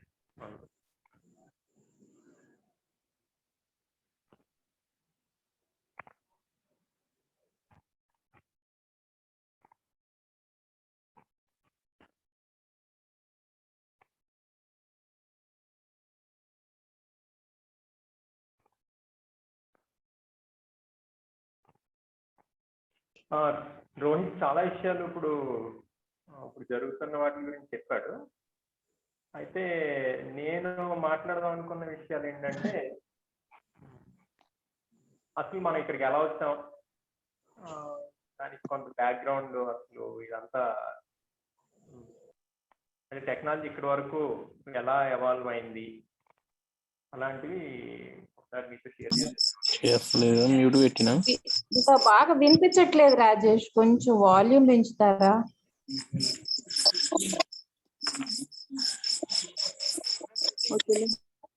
ఏదో డిస్టర్బెన్స్ వస్తుందండి, ఏదో డిస్టర్బెన్స్ వస్తుంది. మిగిలిన వాళ్ళందరివి మ్యూట్ చేస్తే కూడా కొంతమంది అన్మ్యూటెడ్ ఉన్నారు, ఒక 4-5.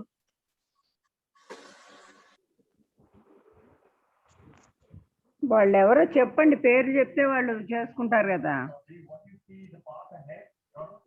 ఓకే, పూర్ణచంద్రరావు అంట. పేర్లు లేవు ఇక్కడ. లెనోవో K6 Note అని ఉంది, రెడ్మీ. దానికంటే రాజేష్, తిరుపతి గారు ఇద్దరు కోహోస్ట్ కాబట్టి మీరు మ్యూట్ చేయొచ్చు అందరినీ.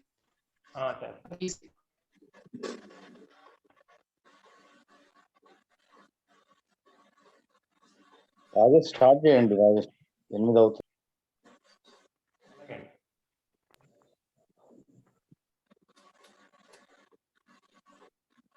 ఇప్పుడు వినిపిస్తుందండి?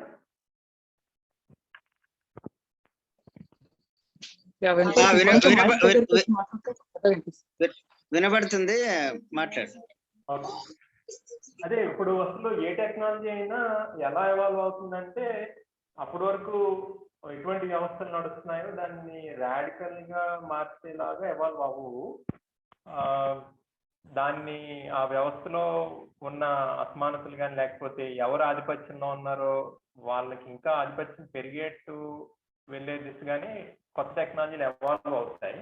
ఎందుకంటే ఆ ఆవిష్కరణలకు కావాల్సిన పెట్టుబడులు కానీ, లేకపోతే కావాల్సిన ఒక వాతావరణం, సామాజిక వాతావరణం, ఆర్థిక వనరులు, ఇలాంటివి సమకూర్చే పరిస్థితి అలా ఉంటుంది.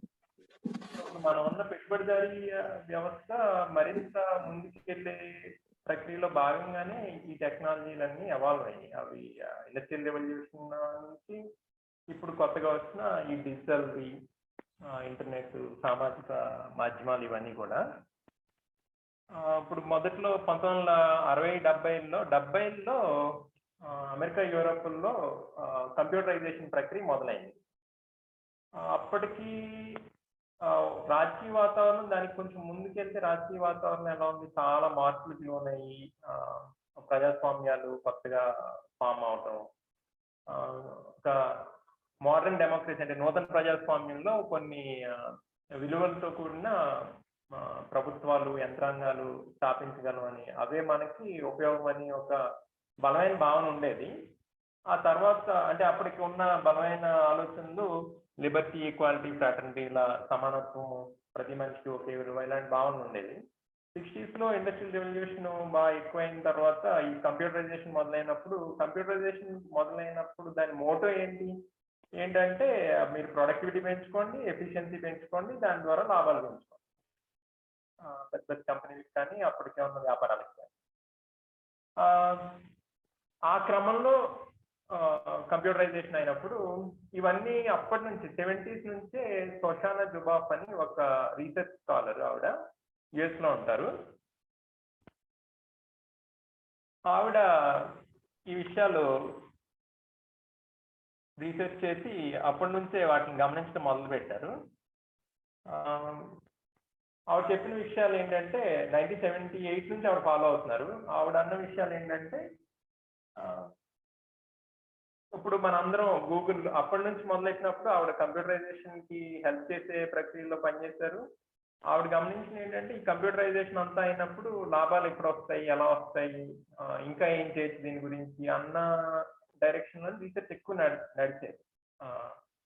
యూనివర్సిటీల్లో కానీ థింక్ ట్యాంక్లో కానీ దానికి కావాల్సిన రాజకీయ వాతావరణం, లాబింగ్ ఎలా చేయాలి, ఇంకా పెంచుకోవాలంటే అంటే ఎక్కడ ఇన్ఫ్రాస్ట్రక్చర్ ఎలా డెవలప్ చేసుకోవాలి అన్నట్టే ఉండేది. ఆ క్రమంలోనే కమ్యూనికేషన్ నెట్వర్క్ బాగా ఎక్స్పాండ్ చేయడం, అసలు దేన్నైనా సరే ఇన్ఫర్మేషన్ కింద మార్చగలిగే దేన్నైనా కూడా ఇన్ఫర్మేషన్ కిందే మార్చేస్తే ఇది ఇంకా ఎక్స్పాండ్ అవుతుంది కదా. అంటే ఇప్పుడు స్టాక్ ఎక్స్చేంజ్ కానీ లేకపోతే ఏవైనా కొన్ని సంఘటనలు కానీ న్యూస్ కానీ ఏదైనా ఇన్ఫర్మేషన్ కింద మార్చేస్తే ఇదంతా ఉపయోగపడుతుంది అన్నట్టు అలా మార్చుకుంటూ వచ్చారు. అంటే ఒక ఎగ్జాంపుల్ చెప్పాలంటే మనకి 1986లో అప్పటికి గ్యాదర్ చేసిన డేటా ఇన్ఫర్మేషన్ అంతా ప్రపంచంలో ఉన్న దాంట్లో 1% మాత్రమే ఉండేది. అయితే ఇప్పుడు అది 98%. 2013కి 98% ఆఫ్ ది ఇన్ఫర్మేషన్ ప్రపంచంలో ఉన్నది డిజిటైజ్ అయిపోయింది. అయిపోయిన దాంట్లో ఏం జరిగింది అంటే ఒకసారి చూద్దాం చాలా బ్రాడ్గా డీటెయిల్స్లోకి వెళ్ళకుండా. మొదట్లో మనకి గూగుల్ వచ్చినప్పుడు ఒక ఇది అన్నిటినీ సమానం చేసే అవకాశం ఇంటర్నెట్ అనేది, ఎందుకంటే ఎవరికి ప్రయారిటీ ఉండదు, అందరికీ సమాన అవకాశాలు ఉంటాయి, ఎవరైనా ఏదైనా మాట్లాడవచ్చు, ఎవరైనా ఏదైనా విషయం తెలుసుకోవచ్చు. అంటే ఒక పెద్ద ప్రపంచ స్థాయి డిజిటల్ లైబ్రరీ లేకపోతే ఒక పెద్ద మీటింగ్ ప్లేస్, ఒకప్పుడు మన పల్లెటూరులో రచ్చబండ్లు లాంటివి, ఇది పెద్ద స్థాయిలో. కాబట్టి ఇదంతా చాలా ఉపయోగపడుతుంది. అంటే కొంతమంది ప్రోగ్రెసివ్గా ఆలోచించే వాళ్ళు కూడా అలా అనుకున్నారు ఏంటంటే ఇది సమాజాన్ని మరింత ప్రజాస్వామీకరించే దిశగా ఉపయోగించుకునే టూలు అని ఒక వాదన కూడా వచ్చింది. కొంతవరకు అది నిజం అనుకోవచ్చు మనం. అయితే ఫ్రీగా ఇవ్వటం మొదలు పెట్టినప్పుడు మనందరికీ తెలుసు గూగుల్ వచ్చింది, ఫ్రీగా వచ్చింది, జీమెయిల్ 2014లో వచ్చినప్పుడు. ఇదంతా ఫ్రీగా ఎందుకు ఇస్తున్నారో మనకి తెలియదు. సరే ఫ్రీగా ఇస్తున్నారు, చాలా కన్వీనియంట్గా ఉందని వాడుకోవడం మొదలు పెట్టాం. షోషానా జుబాఫ్ ఆవిడ అంటారు ప్రైవసీ అనేది ఇంకా అసలు అర్థం లేకుండా పోయింది, మన డీటెయిల్స్ మనకు సంబంధించిన సమస్త వివరాలు ఇచ్చేస్తున్నాం ఆ కంపెనీలకి. దేనికి అంటే కొంత కన్వీనియన్స్ కోసం అంతే. నిజానికి మనందరం యూజర్స్ అనుకుంటాం కదా, కానీ వీఆర్ బీయింగ్ యూజ్డ్. అంటే మనమే ఉపయోగించుకోబడుతున్నాం కంపెనీల చేత, మనం వాళ్ళని ఉపయోగించుకోవట్లేదు, వాళ్ళ సర్వీసెస్ని ఉపయోగించుకోవట్లేదు, మనల్నే వాళ్ళు ఉపయోగించుకుంటున్నారు అని చాలా రీసెర్చ్ చేసి చాలా పబ్లిష్ చేశారు. అప్పుడు అదంతా ఒక దుమారం లాంటిదే లేపింది ఈ సర్క్యూట్స్లో. అయితే ఇప్పుడు ఆవిడ ఏమంటారంటే అసలు సరే ఏం చేస్తారు ఈ డేటా అంతా తీసుకుని, మనం ఏం కొనాలో చెప్తారు. ఇప్పుడు మనం ఏదైనా వెతుకుతున్నాం అనుకోండి గూగుల్లో, ఫర్ ఎగ్జాంపుల్ మీరు కొత్త కంప్యూటర్ కొందామనో కొత్త కార్ కొందామనో వెతుకుతున్నారు. వెతుకుతున్నప్పుడు ఆ కీవర్డ్స్ పట్టుకుని మీకు పక్కన యాడ్లు వస్తాయి. మీరు ఈ కార్ అయితే మీకు బాగుంటుంది చూడండి, ఈ ఆఫర్లు ఉన్నాయి, లేకపోతే ఈ కంప్యూటర్ కొనుక్కోండి అన్నట్టు. ఏదో ఒకటి వస్తువులు అమ్మడానికి ప్రయత్నం చేస్తారు అంతే కదా. అంటే అప్పటి వరకు ఉన్న న్యూస్ పేపర్స్, టీవీస్ వాడుకున్నట్టు దీన్ని అడ్వర్టైజింగ్కి కమర్షియల్ పర్పసెస్ వాడుకుంటారు అని కొంతమంది అనుకున్నారు. మొదట్లో అదే జరిగింది. కాకపోతే ఇది చాలా ఖచ్చితత్వంతో చేయగలుగుతారు ఈ డేటా ఉన్నప్పుడు. ఎందుకంటే డేటా చాలా ఎక్కువ తీసుకుంటున్నప్పుడు, అంటే ఫర్ ఎగ్జాంపుల్ మీరు ఇన్సూరెన్స్ కావాలి, హెల్త్ ఇన్సూరెన్స్, లేకపోతే డ్రైవింగ్ ఇన్సూరెన్స్, వెహికల్ ఇన్సూరెన్స్, మీ పాస్ట్ హిస్టరీ కూడా డిజిటైజ్ అయిపోయినప్పుడు గతంలో మీకు అయిన యాక్సిడెంట్లు అలాంటివి ఎక్కడెక్కడ ఎంత పే చేశారు, సో దాన్ని బట్టి ఇప్పుడు ఇన్సూరెన్స్ క్లెయిమ్ మార్చుకోవచ్చు. సో అలా కంట్రోల్ పెరిగిపోతుంది. ఇంకా ముందుకు తీసుకెళ్ళినప్పుడు మీరు చూసే ఉంటారు ఈ మధ్య చాలా మంది చేతికి పెట్టుకునే బ్యాండ్స్ వాడుతున్నారు, ఫోన్కి కనెక్ట్ అయి ఉంటాయి, స్మార్ట్ వాచెస్ అంటారు. ఆ స్మార్ట్ వాచెస్ లాంటి దాంట్లో అయితే మన హార్ట్ బీట్, బీపీ ఇవన్నీ కూడా ఎంటర్ అవుతాయి, అదే డిటెక్ట్ చేస్తుంది హార్ట్ బీట్ని అవన్నీ. అది డిటెక్ట్ చేసి ఎక్కడో స్టోర్ చేస్తుంది కదా. స్టోర్ చేసినప్పుడు మీరు యాడ్లు చూస్తూ ఉండొచ్చు, మీకు బీపీ వచ్చేటువంటి, లేకపోతే మీ హెల్త్ సరిగ్గా లేదు, చెకప్కి వెళ్ళండి, లేకపోతే మందులు వాడండి, డాక్టర్ని కన్సల్ట్ చేయండి అని చాలా టార్గెటెడ్ యాడ్స్ వస్తాయి. అంటే ఇంతకుముందు యాడ్లు అందరికి కలిపి ఒకటే, ఇప్పుడు ఆ గొడవ లేదు. ఎవరి అవసరాలను బట్టి వాళ్ళకి సరిపడే టార్గెటెడ్ యాడ్స్ వస్తున్నాయి. అవన్నీ మనం గమనించే ఉంటారు. ఒకసారి మళ్ళీ మాట్లాడుతున్నాను. ఈ వచ్చాక ఏంటంటే మన హెల్త్ రికార్డ్స్ అన్ని కూడా డిజిటైజ్ అయిపోతే కొన్ని యాప్స్ అడుగుతున్నాయి ఇప్పుడు మీ హెల్త్ రికార్డ్స్ కూడా డిజిటైజ్ చేసుకుంటే మేమే proactive గా మీకు చెప్తాం. అంటే మీరు ఎప్పుడు హెల్త్ చెకప్కి వెళ్ళాలి, ఎప్పుడు మీ షుగర్ లెవెల్స్ ఎలా మారుతున్నాయి అని.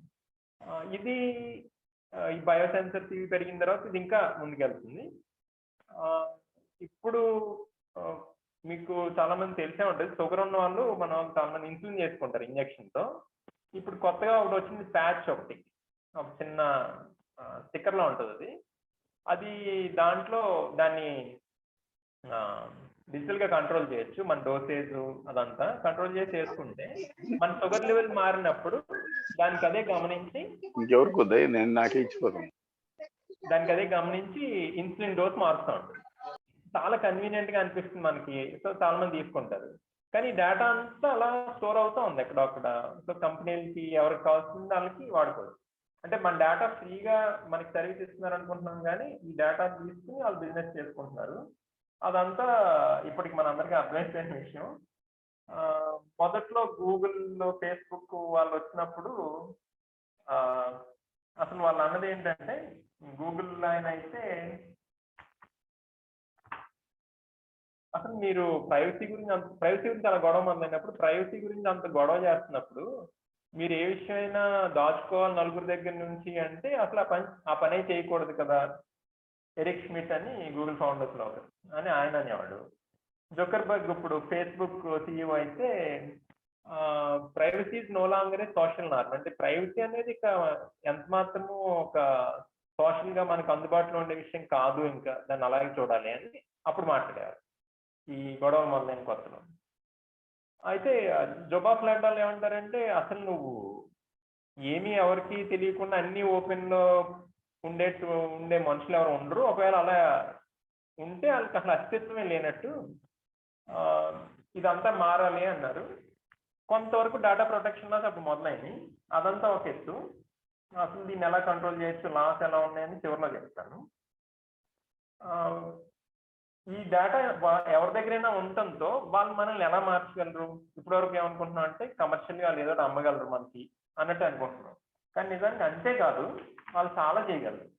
ఆ డేటా అందుబాటులో ఉన్న వాళ్ళు మనం ఏం కొనాలన్న దాంతో ఆగిపోరు. మనం ఏం తినాలి, ఎలా ఆలోచించాలి, మన ఆలోచనలు ప్రభావితం చేయగలరు, మన అనుభూతుల్ని ప్రభావితం చేయగలరు.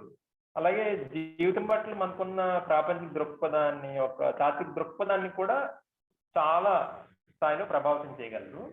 ఇది వాళ్ళే ఫేస్బుక్కే ఒక సందర్భంలో అపాలజీ చెప్పాల్సి వచ్చింది, ఒక ఇబ్బందికరమైన పరిస్థితుల్లో. 2012-13లో ఫేస్బుక్ ఏం చేసిందంటే, ఎవరితో యూజర్స్తో చెప్పకుండానే ఒక సైకలాజికల్ ఎక్స్పెరిమెంట్ కండక్ట్ చేసింది. US, UKలో ఎంతమంది మీద అంటే 7 లక్షల మంది యూజర్స్ మీద, ప్రిడామినెంట్లీ వైట్ వాళ్ళ మీద. ఆ ఎక్స్పెరిమెంట్ ఏంటంటే, అప్పటికే కొన్ని లాస్ ఎస్టాబ్లిష్ అయి ఉన్నాయి. ఏదైనా సైకలాజికల్ ఎక్స్పెరిమెంట్ చేయాలంటే కొన్ని పర్మిషన్ తీసుకోవాలని, అవన్నీ అసలు వైలేట్ చేసి ఎవరికి చెప్పకుండా చేశారు. సరే, దాని లీగల్ రిపర్కషన్స్ వదిలిపెట్టేసి అసలు ఆ ఎక్స్పెరిమెంట్ ఏంటన్నది చూస్తే, ఎమోషనల్ కంటేజియన్ అంటారు వాళ్ళు. అంటే ఎమోషనల్ కంటేజియన్ ఎలాగా మారుతుంది. ఎమోషనల్ కంటేజియన్ అంటే భావోద్వేగాలు ఒకరి నుంచి ఒకరికి ఎలాగా ట్రాన్స్మిట్ అవుతాయి, ఎలా మారుతాయి, అంటే ఎలాగా వెళ్తాయి, మారుతాయి కాదు. అంటే మనం అంటాం కదా గుంపు మనస్తత్వం అని. అంటే ఒక మాబ్ లో ఉన్నప్పుడు మనుషులు వాళ్ళకి వ్యక్తిగతంగా ఉండే విలువలు, ఆ నామ్స్ పక్కన పెట్టేసి ఒక గుంపు మనస్తత్వంలో పడిపోతారు. దాంతోపాటు ఎలాంటి పనులు చేయటానికైనా ఆలోచించారు. సో అది ఎలా ఉంటుందో చూద్దామని చెప్పి వాళ్ళు ఎక్స్పెరిమెంట్ చేశారు. ఏంటంటే, న్యూస్ ఫీడ్ అని మన ఫేస్బుక్ ఇలా ఫీడ్ వస్తూ ఉంటాయి కదా, ఆ ఫీడ్ ని వాళ్ళు స్పీక్ చేశారు. అంటే కొంచెం కొంచెం మార్పులు చేసి కొన్ని పదాలే వచ్చేట్టు చూశారు.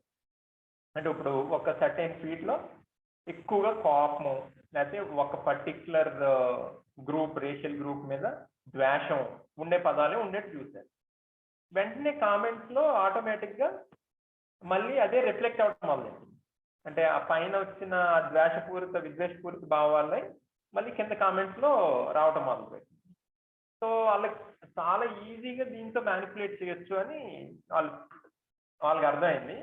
ఇది అనుకోకుండా బయటకు వచ్చినప్పుడు అప్పుడు ఫేస్బుక్ లో చాలా పెద్ద పొజిషన్ లో ఉన్న స్నైడెన్ అనే ఆవిడ ఇండియాలోనే ఉన్నారు. ఊరికే ఒక అపాలజీ చెప్పి ఊరుకున్నారు, అక్కడితో అయిపోయింది. ఇది ఇలా చేయగలం అని తెలిసినప్పుడు మళ్ళా ప్రోగ్రెసివ్గా ఆలోచించే వాళ్ళు మనం మీటింగ్ జనాన్ని తీసుకురావడానికి లేకపోతే మనం చెప్పే విషయాలు ప్రాపగేట్ చేయడానికి దీన్ని ఎలా వాడుకుందాం అని ప్రయత్నాలు కూడా చేసాము. అయితే దాన్ని బాగా ఎక్కువగా కంపెనీల కంటే ఎక్కువ వాడుకున్నది ప్రపంచవ్యాప్తంగా ఎలక్షన్స్ ని ఎలా ప్రభావితం చేయగలం. అంటే 2010 తర్వాత నుంచి చూస్తే చాలా దేశాల్లో ఎక్కువ రైట్ వింగ్ ఐడియాలజీతో ఉన్న ప్రభుత్వాలే వస్తున్నాయి. అది చూస్తే ఓపెన్ గా బయటకు వచ్చిన విషయాల్లో ఫేస్బుక్ పాలిటిక్స్ లో డైరెక్ట్ గా ఇన్వాల్వ్ అయ్యి ప్రభావితం చేసిన వాటిలో యుఎస్ లో ట్రంప్ ఎలక్షన్, జర్మనీలో ఫార్ రైట్ గ్రూప్ సపోర్ట్ చేసింది, అలా అర్జెంటీనాలో జరిగింది, బ్రెజిల్ ఎలక్షన్లో బోల్సనారో రావడానికి ఇదే కారణం, ఇలా చాలా ఉన్నాయి. అయితే మనం ఇక్కడ స్పెసిఫిక్ గా ఇండియన్ ఎలక్షన్స్ గురించి ఒక 5 నిమిషాలు కొంచెం డీటెయిల్స్ మాట్లాడుకుందాం. మీటింగ్ నడుస్తుంది అందులే కానీ ఆ మీటింగ్ లో గూగుల్ ఇవన్నీ ఎట్లా ఉపయోగించుకుంటారు? అయితే మన ఎలక్షన్స్కి వచ్చేటప్పటికి అన్నిటికంటే అన్ని పార్టీల కంటే చాలా ముందు ఈ డిజిటల్ టెక్నాలజీని అందిపుచ్చుకున్నది బీజేపీ. ఎందుకంటే యుఎస్, యూరప్లో ఈ టెక్నాలజీ ఎవాల్వ్ అవుతున్న టైంలోనే అక్కడ వాళ్ళు గ్రూపులు మొదలుపెట్టి ఒక వెబ్సైట్ తయారు చేసి ఇలా చేశారు. అంటే ఒక ఉదాహరణ ఇవ్వాలంటే 1995లో వెబ్సైట్ స్టార్ట్ చేసుకుంటే బీజేపీ వాళ్ళు 95లో స్టార్ట్ చేస్తే 2005లో కాంగ్రెస్ స్టార్ట్ చేశారు. మోదీ కూడా చాలా మొదట్లోనే ఆయన పర్సనల్ వెబ్సైట్ ఉండేది, డిజిటల్ మీడియాలో చాలా యాక్టివ్గా ఉండేవారు. అయితే స్పెసిఫిక్గా ఒక ఎలక్షన్ గురించి మాట్లాడుతున్నాం. 2019 ఎలక్షన్ చూస్తే 2019 ఎలక్షన్ అఫీషియల్గా వాళ్ళ కమ్యూనికేషన్లోనే చాలా మంది ఇది వాట్సాప్ ఎలక్షన్ అనేవారు. ఎందుకంటే అప్పటికే మనకి స్మార్ట్ ఫోన్ పెనిట్రేషన్ పెరిగింది, స్మార్ట్ ఫోన్ యూసేజ్ చాలా పెరిగింది. ఎంత పెరిగిందంటే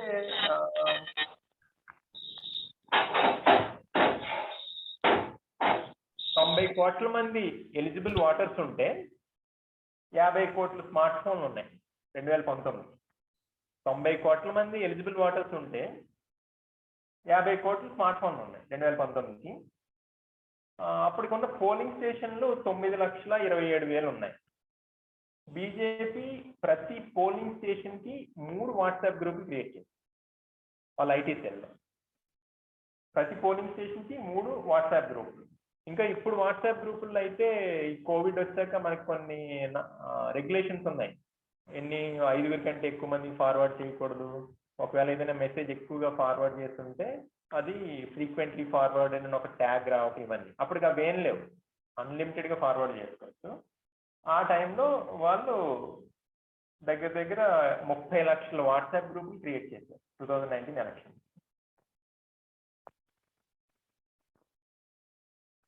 అయితే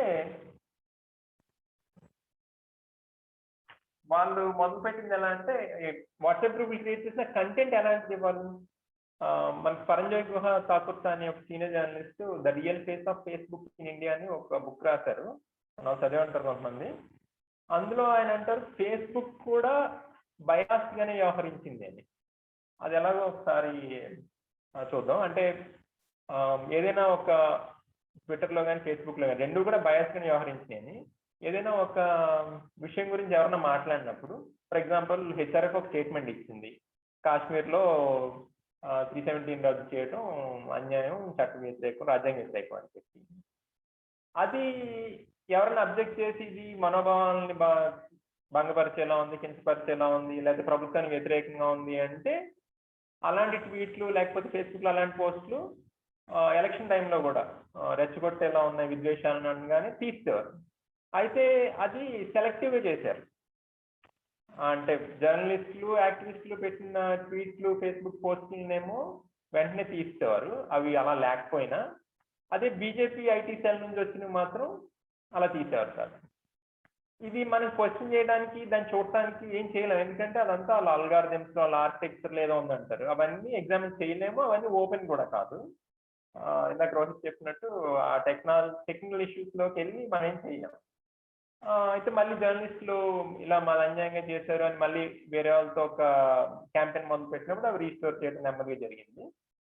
అది రీసెంట్ గా ఫార్మర్స్ ప్రొటెస్ట్ లో కూడా చాలా మంది గమనించి ఉంటారు. ఇప్పుడు గవర్నమెంట్ అడుగుతుంది ట్వీట్స్ కొన్ని తీసేయమని, 250 ట్వీట్స్ అయినా డిలీట్ చేయమన్నారు మొన్న ఫిబ్రవరిలో. చేసింది ట్విట్టర్. మళ్ళీ వాళ్ళందరూ గొడవ చేసి కొన్ని మాత్రం రీస్టోర్ చేసింది. ఆ విషయం తర్వాత వెళ్దాం.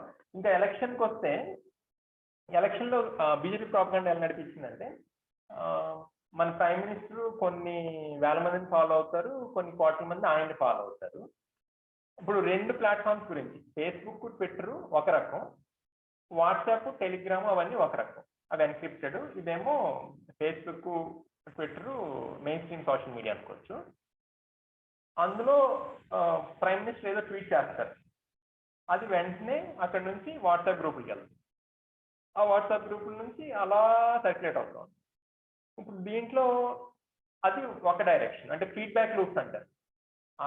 మెయిన్ స్ట్రీమ్ ఫేస్బుక్, ట్విట్టర్ నుంచి ఈ వాట్సాప్ గ్రూపులకి లింక్లు ఉంటాయి. ఎందుకంటే BJP almost full time employers ని హైర్ చేసుకున్న టైంలో, ఫుల్ వాలంటీర్స్ అంటారు కానీ చాలా మందికి పేమెంట్ ఇచ్చారు, ఎవరికి ఎంత ఇచ్చారో తెలీదు. కానీ ఒక రఫ్ ఎస్టిమేషన్, ఒక ఫైనాన్షియల్ టైమ్స్ చేసిన రఫ్ ఎస్టిమేషన్ ఏంటంటే 2019 ఎలక్షన్ లో బీజేపీ దగ్గర 17 కోట్లు ఖర్చు పెట్టినట్టుగా చెప్తోంది డిజిటల్ ప్లాట్ఫామ్స్ మీద. అదే టైంలో కాంగ్రెస్ 2 కోట్లు మాత్రమే ఖర్చు పెట్టింది. ఖర్చులు అలా ఎలా పెట్టగలిగారో అది చూద్దాం. అయితే ఈ ఫీడ్బ్యాక్ లూప్స్ బట్టి ఇక్కడ ఒక ట్వీట్ అయింది, లేకపోతే అది మళ్ళీ వాట్సాప్లోకి వెళ్తుంది, అక్కడ చాలా మందికి వెళ్తుంది. మళ్ళీ వాట్సాప్ నుంచి ఇటు కూడా వస్తుంది, ఎందుకంటే మోదీ చాలా మంది ఫాలో అవుతారు. మోదీ గారు బీజేపీలో టాప్ లీడర్స్ అందరూ మళ్ళీ వాట్సాప్లో ఉన్న వాళ్ళతో లింక్లోనే ఉంటారు కాబట్టి. ఫర్ ఇన్స్టెన్స్ మనం ఒక ఎగ్జాంపుల్ తీసుకుంటే, మీరట్లో ఎలక్షన్ గురించి ఒక మెసేజ్ వచ్చింది. అదేంటంటే బిఎస్పీ క్యాండిడేట్ అక్కడ ముస్లిం, ఆయన ఫోటో ఒక పక్క, ఇంకో పక్క ఏమో మోడీ ఫోటో పెట్టి, మీకు కమల్ ఆర్ కమలాస్థాన్ ఏం కావాలని, అంటే మీకు కలోపు కావాలా లేదంటే కబ్రిస్తాన్ కావాలా, కబేలా కావాలా, కబ్రిస్తాన్ కబేలా. ఎందుకంటే ఆయన హాజీ మహమ్మద్ యాకూబ్ అని అక్కడ క్యాండిడేట్, ఆయన మీట్ వ్యాపారం చేస్తారు, BSP candidate. Rajendra Agarwal BJP candidate, Haji Mohammad Yakub ఏమో బిఎస్పీ క్యాండిడేట్. అది అక్కడ వాట్సాప్ గ్రూప్ లో ఎవరో తయారు చేసి దాన్ని పెడతారు, దాని నుంచి మళ్ళీ మెయిన్ స్ట్రీమ్ వస్తుంది. అక్కడ మోడీ ఎవరో ట్వీట్ చేస్తారు దాన్ని, అంటే మళ్ళీ వెంటనే ఆ గ్రూప్లు, వీళ్ళకి ఫుల్ టైం పనిచేసే వాలంటీర్లు దాన్ని మళ్ళీ ట్వీట్ చేయడం మొదలెడతారు. అది ఇక్కడ ఒక విషయం చెప్పుకోవాలి, అది వైరల్ ఎలా అవుతుందని. అంటే ఒకే మెసేజ్ చాలా సార్లు రీట్వీట్ అయినా, చాలా మంది షేర్ చేసుకున్నా అది ఇప్పుడు ట్రెండింగ్ లోకి వెళ్తుంది. దాన్ని ఎలాగా చేసుకుంటారంటే, టెక్నికల్ గా బాట్స్ అని కొన్ని క్రియేట్ చేసుకోవచ్చు. బాట్స్ అంటే రోబోట్ లాంటిదే, డిజిటల్ గా ఉండేది. ఆ బాట్స్ ఏం చేస్తాయంటే, మనం మనుషులు రోజుకి 4 ట్వీట్లు చేయగలం అనుకోండి యావరేజ్ గా ట్విట్టర్ లెక్కల ప్రకారం. బాట్స్ దగ్గర 3,000 కానీ 5,000 కానీ చేస్తాయి.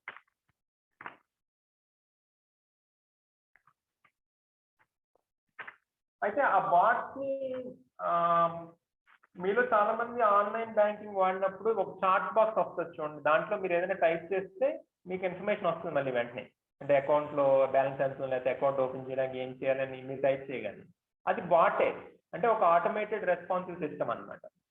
మెషిన్ లెర్నింగ్ ఎక్కువ అయ్యాక బాట్స్ ఉపయోగం కూడా కొన్ని చోట్ల ఉంది. అంటే రిపిటేటివ్ టాస్క్ చేయాల్సిన చోట కొంతమంది ఓపెన్ గా, కొన్ని ఆర్గనైజేషన్లు మేము బాట్స్ వాడతాము కన్వీనియన్స్ కోసం అని ఓపెన్ గా చెప్తారు. ఇప్పుడు బీజేపీ, ఆర్ఎస్ఎస్ వీళ్ళైతే బాట్స్ ని ఎంప్లాయ్ చేసుకున్నట్టు ఎక్కడా చెప్పరు, కానీ వాళ్ళ ట్విట్టర్ మెసేజ్లు లేకపోతే కొన్ని రకాల మెసేజ్లు ఎలాగా వైరల్ అవుతున్నాయి అన్నది చూస్తే అర్థం అవుతుంది. ఇప్పుడు ఎలక్షన్ క్యాంపెయిన్ గురించి స్ప్రెడ్ చేసేటప్పుడు డిస్ఇన్ఫర్మేషన్ స్ప్రెడ్ చేయడం, అంటే ఊరికి అబద్ధాలు, అసలు అర్థం లేని అబద్ధానికి ఏం బేస్ ఉండదు, ఎక్కడ వీడియోలో తీసుకొచ్చి పెట్టేయటం, లేకపోతే ఎక్కడో మార్చేసిన ఇమేజ్లు పెట్టడం అవన్నీ చాలా మామూలు విషయం. ఎందుకంటే దీనికి ఎక్కడ అకౌంటబిలిటీ లేదు. ఎవరు అడుగుతారు, ఏ రకంగానూ దాన్ని మళ్ళీ స్క్రూటినీ చేసేదే ఉండదు. ఎవరన్నా గొడవ చేసినా ట్విట్టర్ టెంపరీగా డౌన్ చేస్తే చేయొచ్చు. ఏదైనా ఒక అకౌంట్ బీజేపీ వాలంటీర్ది తీయగానే వాళ్ళు హేట్ స్పీచ్ స్ప్రెడ్ చేస్తున్నారని మళ్ళీ అది రీస్టోర్ చేయాలని వెంటనే ఇంకో క్యాంపెయిన్ మొదలవుతుంది. ఆ క్యాంపెయిన్ ట్రెండింగ్ అవుతుంది, ప్రైమ్ మినిస్టర్ ఫాలో అవుతారు, సో మళ్ళీ రీస్టోర్ చేస్తారు. అలాంటి అకౌంట్లు కొన్ని స్వాతి చతుర్వేది అనే ఒక జర్నలిస్ట్ ని బెదిరించిన ఉన్నాయి. ఇప్పుడు ఆఫ్ ఇండియా అని బీజేపీకి సంబంధించిన వివరాలతో వచ్చే ఒక పత్రిక ఎడిటర్ రాహుల్ అని, ఆయన అఫీషియల్ గా ఆయన అకౌంట్ నుంచి వచ్చిన ట్వీట్లు అని తెలిసినా కూడా ఎఫ్ఐఆర్ బుక్ చేసి వదిలేస్తారు. చాలా సందర్భాల్లో అదే జరుగుతుంది. అప్పుడప్పుడు సెల్ఫ్ షూటింగ్ కూడా చేసుకుంటూ ఉంటారు వాళ్ళు కంగారులో. ఒకసారి ఎలక్షన్ టైంలోనే ఎవరో వాలంటీర్ పొరపాటున ఒక ట్వీట్ చేస్తాడు. ఎందుకంటే అప్పట్లో స్వాతి చతుర్వేది ఇచ్చిన కంప్లైంట్ సంబంధించి మేనకా గాంధీ మినిస్టర్గా ఉన్నప్పుడు ఆవిడ ఇంకో క్యాంపెయిన్ మొదలు పెట్టారు, ఇలా ట్రోలింగ్ చేయడం, అంటే ఎవరినైనా పని కట్టుకుని హెరాస్ చేయడం ఆన్లైన్లో, వాళ్ళకి ఆన్లైన్లో హెల్ప్ చేస్తామని. బీజేపీ వాలంటీర్ చాలా బాధపడుతూ మేము రోజుకి 8 గంటలు సోషల్ మీడియాలో కూర్చుని బీజేపీ గురించి కష్టపడుతున్నాం, మా ఆరోగ్యాలు పాడైపోతున్నాయి, మా కుటుంబాలతో టైం గడపట్లేదు, మళ్ళీ అయినా కానీ మమ్మల్ని మేనకా గాంధీ అటాక్ చేస్తున్నారు. అప్పుడప్పుడు సెల్ఫ్ షూటింగ్ కూడా జరుగుతుంది, కానీ చాలా రేరు. ఈ ట్వీట్లు ఇలా వైరల్ అవుతాయి. దీంట్లో మిస్ఇన్ఫర్మేషన్, డిస్ఇన్ఫర్మేషన్ అనే పదాలు వినిపిస్తూ ఉంటాయి మన చాలా మందికి. డిస్ఇన్ఫర్మేషన్ ఏంటంటే పని కట్టుకుని అబద్ధాలు క్రియేట్ చేసి వాళ్ళకి ఉపయోగపడేవి వాటిని ప్రాపగేట్ చేయడం. మిస్ఇన్ఫర్మేషన్ పొరపాటున అప్పుడప్పుడు మనం కూడా చేసేస్తూ ఉంటాం, మనకు వచ్చింది తెలియక, అది తప్పు రైట్ చూసుకోక. వీటికి చెక్స్ అండ్ బ్యాలెన్స్ ఏం లేవా అంటే ఇంటర్నల్ గా ఉన్నాయనే అంటారు. ఫేస్బుక్ కానీ ట్విట్టర్ కానీ చాలా ఉన్నాయంటారు. అయితే అవేవి ఓపెన్ గా చెప్పరు, ఇంటర్నల్ గా ఉన్నాయంటారు. కానీ జనరల్ గా ప్రభుత్వంతో, అప్పటికి పవర్లో ఉన్న ప్రభుత్వాలతో వీళ్ళు చాలా ఫ్రెండ్లీగానే ఉంటారు. ఎలక్షన్లు అలా జరిగితే సిఏ టైంలో జరిగిన వైలెన్స్ గురించి యూనివర్సిటీ ఆఫ్ పెన్సిల్వేనియాలో ఒక రీసెర్చ్ చేశారు. దాంట్లో వాళ్ళు చూసింది ఏంటంటే బాట్స్ యూసేజ్ స్పెసిఫిక్ గా ఎలా ఉంది అని చెప్పి. బాట్ యూసేజ్ చూస్తే అప్పుడు మనం కూడా చూసాం, ట్విట్టర్లో చాలా క్యాంపెయిన్ నడిచింది, ఇండియా ఫర్ సిఏఏ అని, ఇండియా అగైనెస్ట్ సిఏఏ అని. అందులో ఇండియా అగైనెస్ట్ సిఏఏలో 29 బాట్స్ మాత్రం వాడుకున్నారు, అంటే ఆటోమేటెడ్ గా రీట్వీట్ చేసే అకౌంట్. అదే ఇండియా సపోర్ట్ సిఏఏలో అయితే 460 బాట్స్ వాడుకున్నారు. బాట్ అంటే మీకు ఇందాక చెప్పినట్టు వేల కొద్ది ట్వీట్లు చేయగలరు, ఆటోమేటిక్గా చేసుకెళ్ళిపోవడం. మనుషులు అలా చేయలేరు. వీళ్ళ స్ట్రాటజీ చాలా తెలుగులో రూపొందించుకున్న స్ట్రాటజీ ఏంటంటే ఇది technology, at the same time man power. ఎందుకంటే డబ్బులకు చదవలేదు, అలాగే వాళ్ళు రెచ్చగొట్టే విద్వేషాలకి సమాజంలో కూడా మూలం ఉంది ఎంతో కొంత. అంటే ఆల్రెడీ మనకుండే కొన్ని స్టీరియోటైప్ భావనలు ఉంటాయి కదా సమాజంలో ఉన్నవి. ముస్లింలు పనులు సరిగ్గా చేయరు, బద్దగస్తులు, పిల్లలు ఎక్కువ ఉంటారు అన్నది దాని మీద బేస్ చేసుకుని ఇంకొకటి. లేదంటే బీఫ్ ఈటింగ్ గురించి మనకు తెలిసింది, మొహమ్మద్ అఫ్లాక్ చనిపోవడానికి కారణం అప్పుడు ఈ ఆన్లైన్లో జరిగిన క్యాంపెయిన్. ఈ సిఏ గురించి మాట్లాడుతూ మళ్ళీ వెనక్కి వెళ్ళాను నేను. అక్కడే ఢిల్లీ బర్న్స్ అని చెప్పి అప్పుడు ఇంకొక ట్యాగ్ బాగా రీట్వీట్ అయింది. దాన్ని చూస్తే అందులో 1400 బాట్లు ఉండేవి. బాట్స్ అనేవి ఎక్కడి నుంచి పనిచేస్తున్నాయి, ఆపరేట్ చేస్తున్నాయి అన్నది చూస్తే జియోగ్రాఫికల్ లొకేషన్ మాత్రం తెలుస్తుంది. సో ఇప్పుడున్న టెక్నాలజీ వాడుకుని ఇండియా నుంచే చేస్తున్నట్టు కనిపించక్కర్లేదు. మనం వేరే కంట్రీ నుంచి, ఇండియాలో ఉండొచ్చు ఫిజికల్గా, కానీ వేరే కంట్రీ నుంచి మనం లాగిన్ అయినట్టు కూడా చూపించుకోవచ్చు. అలా చాలా జరుగుతున్నాయి. ఇవి ఆపడానికి ఇంటర్నల్ చెక్స్ అండ్ బ్యాలెన్సెస్ కాకుండా కొన్ని ఫ్యాక్ట్ చెకింగ్ వెబ్సైట్లు వచ్చినాయి, ఆల్స్ న్యూస్ అని అలాంటివి. ఫ్యాక్ట్ చెకింగ్ వెబ్సైట్లు చెక్ చేసి పెడుతున్నాయి, కానీ అది మళ్ళీ మనం వైరల్ అయ్యేలా చేయలేం కదా, ఎందుకంటే మనకి అంత సమర్థత లేదు. సో ఇంకా మార్గం ఏంటి వీటి నుంచి అంటే ప్రపంచవ్యాప్తంగా చాలా సంస్థలు పనిచేస్తున్నాయి దీని మీద. ఆ, ఇప్పుడు పేర్లు చెప్పలేను కానీ చాలా సంస్థలు పనిచేస్తున్నాయి. అంటే దీన్ని మనం రెగ్యులేట్ చేయాలని. రెగ్యులేషన్ అంటే మళ్ళీ ఇప్పుడున్న ప్రభుత్వాలకు నచ్చినట్టు రెగ్యులేట్ చేయడం కాదు. ఇప్పటికున్న ప్రజాస్వామిక విలువలు, మనకున్న ప్రాథమిక హక్కులు, వాటిని అలైన్ చేసుకుంటూ ఈ డిజిటల్ కంటెంట్ ఎలా ఆపరేట్ అవ్వాలి, డిజిటల్ ప్లాట్ఫామ్స్ ఎలా ఆపరేట్ అవ్వాలి అనేవి మన ప్రాథమిక హక్కులతో అలైన్ చేసుకుంటూ మనం కొత్త చట్టాలు, కొత్త రెగ్యులేషన్ రూపొందించుకోవాల్సిన అవసరం ఉందని చెప్పి మాట్లాడుతున్నారు. చాలా క్యాంపెయిన్లు నడుస్తున్నాయి ఆ దిశగా.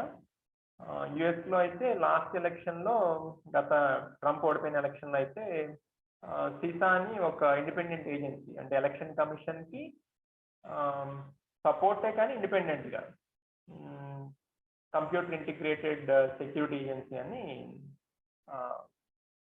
ప్రత్యేకించి ఆన్లైన్లో జరిగే అవకతవకల్ని పట్టుకోవడానికి, కంట్రోల్ చేయడానికి ఉంది. అలా యూరోప్లో కూడా చాలా మంది పెట్టుకున్నారు. ఇండియాలో ఇంకా ఏం లేదు. ఎలక్షన్ కమిషనే వాళ్ళు ఏం చేయరు అసలు. డిజిటల్గా ఏదో జరుగుతుంది అన్నదే ఇంకా యాక్సెప్ట్ చేయట్లేదు. కోర్టుల విషయం అయితే మనందరికి తెలిసిందే.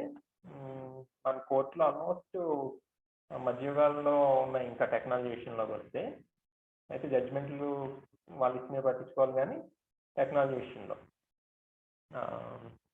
సో మనం చేయగలిగేది అయితే అదే. ఎందుకంటే ఇప్పుడు టెక్నాలజీ మళ్ళీ దాన్ని బ్రేక్ చేయడం, మనం వేరేలా చేయడం అవన్నీ ఏం చేయలేం. ఇప్పుడు వాట్సాప్ బాగాలేదు, సిగ్నల్కి వెళ్తాం, మళ్ళీ అక్కడ జరుగుతున్నాయి అన్నీ. అంటే వ్యవస్థల్లో మౌలికమైన మార్పులకి కృషి చేయాలి. అంటే చెప్పిందే మళ్ళీ చెప్పినట్టు ఉంటుంది కానీ, అంటే బాలగోపాల్ గారు అన్నట్టు ఇది పెట్టుబడిదారీ వ్యవస్థ. ఈ వ్యవస్థతో సరిపెట్టుకోవడం అంటే మానవ జీవితాన్ని అనైతిక స్థాయిలో ఉంచివేయడమే. మనుషుల మధ్య ఉపయోగం అనేది తప్ప వేరే విలువలేవి లేని జీవితంతో సరిపెట్టుకోవడమే. ఇది తగదని నా అభిప్రాయం అని అంటున్నారు. సో ఆ దిశగా మనందరం పనిచేయాలని అనుకుంటూ ఇక్కడితో ముగిస్తుంది. Thank you.